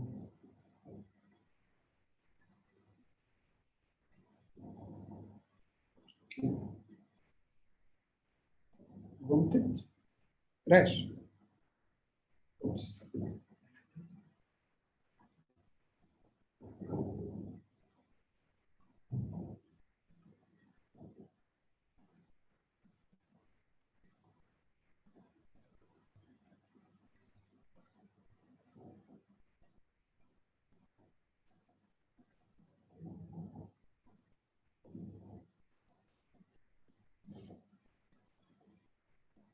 Okay.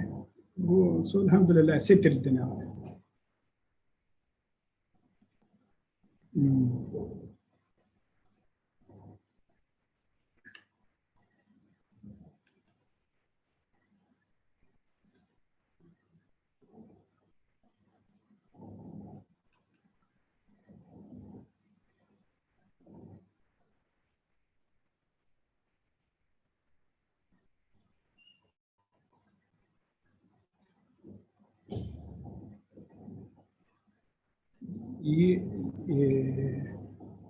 The one, which is it new admission or the old one? Oh, I'm trying to remember. Yeah, I think you speak. We speak. Yeah, titubation. Okay. Yeah. I remember.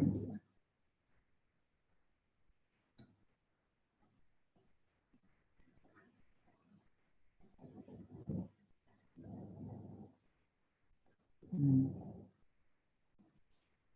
Mm.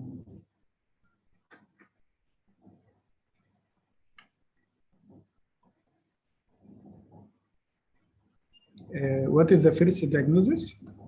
Sorry. Okay. Yes, doctor.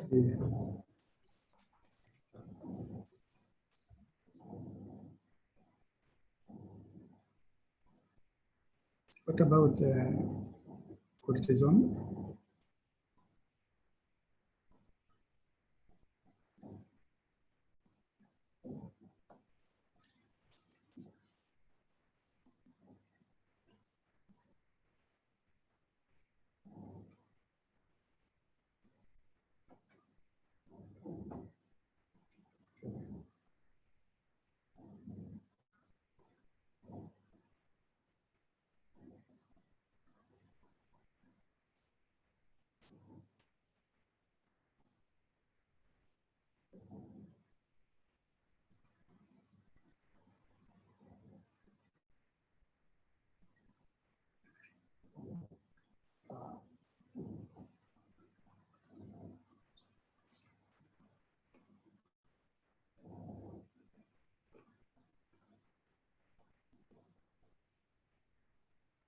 Okay, so now did you put for them 1, 2, 3? Because we need not to rapid correction to this one.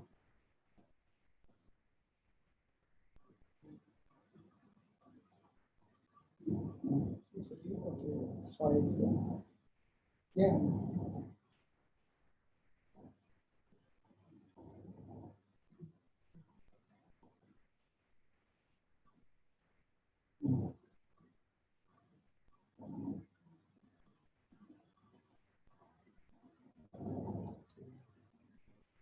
This is as extra than the milk.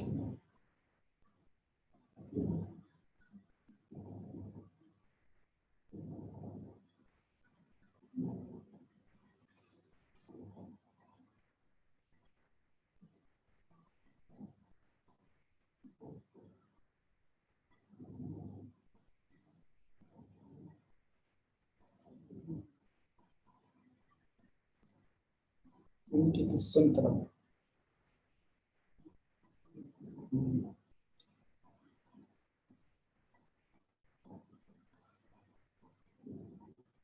I think it's better.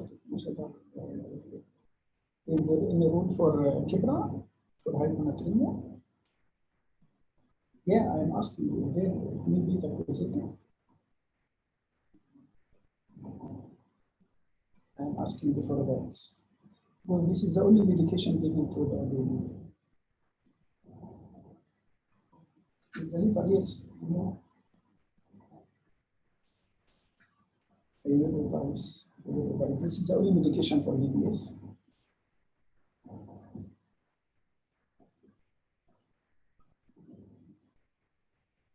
Okay, we'll see.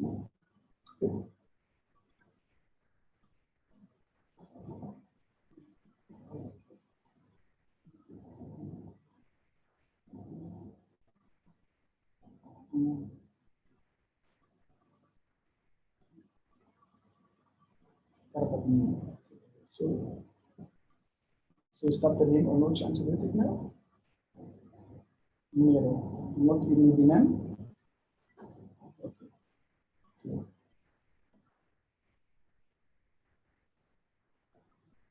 Yeah, that's the one which I noticed that maybe the right, is it focal or generalized and noticed by the mother?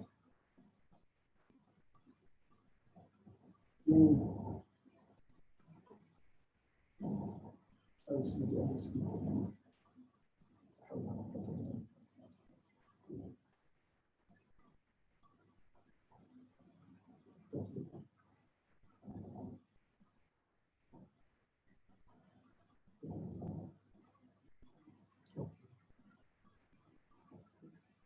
So now we are waiting just to define the cause of that hyponatremia, but we are correcting it very slowly. I think if I were you, now we are 1, 2, 3.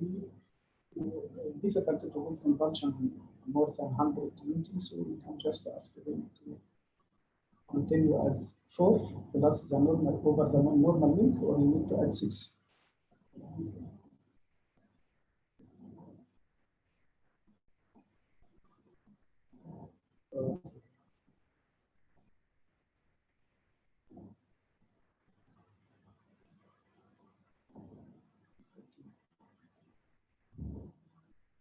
Sodium, okay.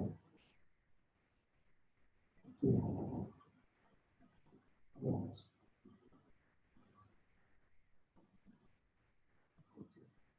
That's Allah Muslim. Okay, Dr. Hussain. No, why not sorry? What's wrong? No. Keep it simple. Alhamdulillah, this is a life. And just bring Allah that all of you, inshallah, keep negative, and we are praying for you to, inshallah, to settle. When you are going to do this work.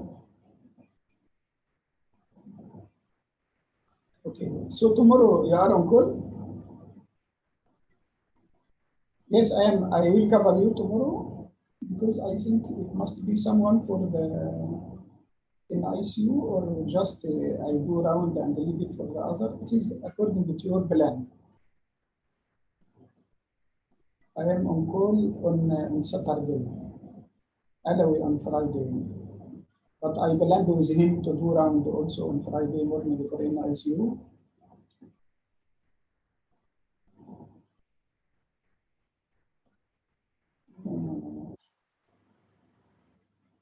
Tawfiq also will come a bit late today, he said. When he come late, it is difficult for him and difficult for Alawi to combine 2 days. Okay, no issue. Everything is simple. If you are on, if you are okay, it is easy, inshallah. No issue. But keep in touch if you have some points of view, because sometimes there is bit. If you insist for something, just tell me I need that thing, because my practice may be different slightly from your practice. You are doing it's different.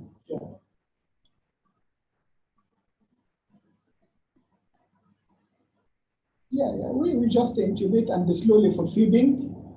We are continuing the same. Did you started already CC at 10 milligram or 5 caffeine? Caffeine CC, yeah. Okay.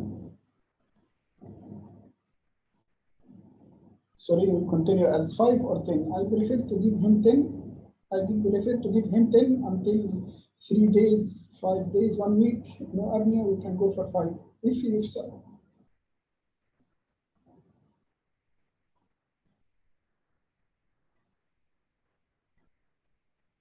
Oh, okay, because to escape ventilation for IVH and keep him simplified, we must be very cautious. For my opinion, your voice became big fun, Dr. Said.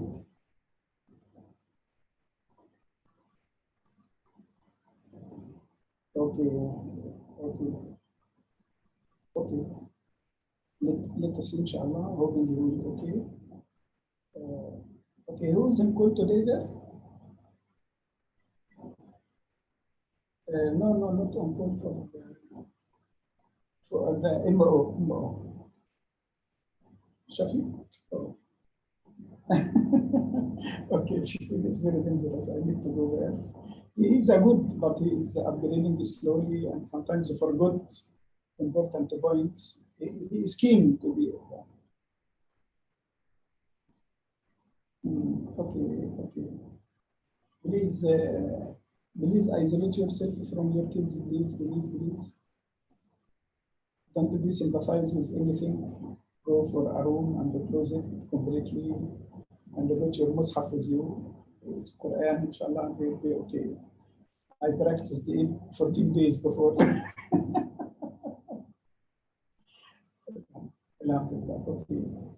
Okay, Dr. Said, don't worry. Okay. Assalamu alaikum.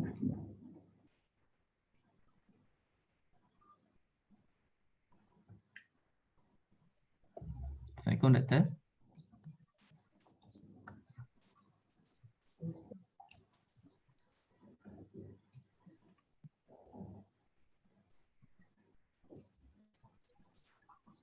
Assalamualaikum, Doktor. Yeah, alaikum salam wa rahmatullah.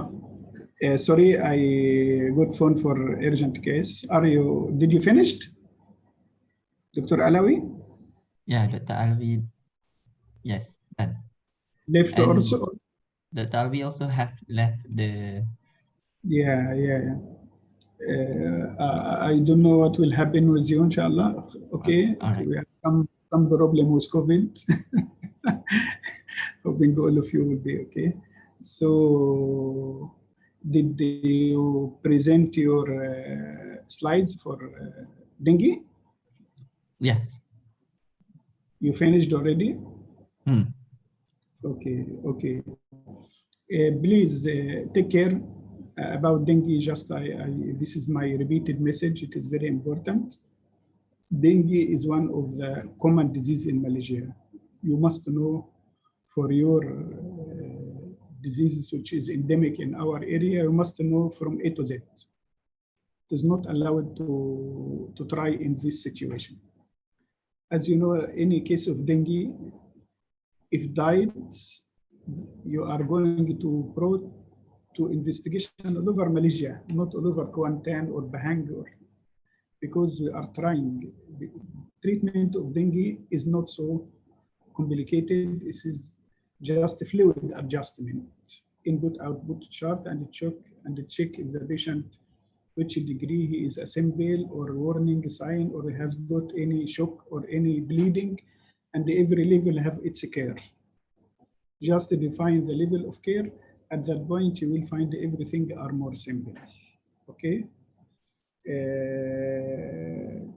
That is the most important issue for our cases, and you must know about many differential diagnoses. Your mind must be occupied enough, but what can be the next diagnosis? Okay, this is our job, so you will not miss. Sometimes the diagnosis is inside the diagnosis. I mean, this is straightforward, simple nephrotic, or it is primary, or it is secondary, it is steroid dependent or steroid resistant, it is recurrent or non-recurrent. All this sometimes is your importance to put the diagnosis. So you will say, I am treating a patient with dengue fever with warning sign, or with shock, or with bleeding. Okay, that is why we must do. Hoping, inshallah, if everything is going okay and they play for you to attend, I am doing around every day for the SCN, for the NICU. It may be even from tomorrow, Friday morning, but it will be short, Saturday. Usually I am on call, so I will be there for a bit longer time, okay? If they play you on the limited allowance, which is I think maximum six students, you can contact me and you can come. Just I'll be there, even one case in pediatric, one case in the ICU, okay? But hoping no one of you are COVID, okay? All of you did the test already? Yes. All of you Yes, are negative? doctor. Yes. So please don't expose to anyone. Try to restrict your exposure, please, okay? See you inshallah soon, and hoping the best for you. And sorry to be a bit busy with our department. Assalamu alaikum wa rahmatullah. Thank you, Doctor. It's okay. Thank you, doctor. Thank you, Doctor. See you soon. Thank you, Doctor. Good luck for your job. My God. Okay, thank you very much.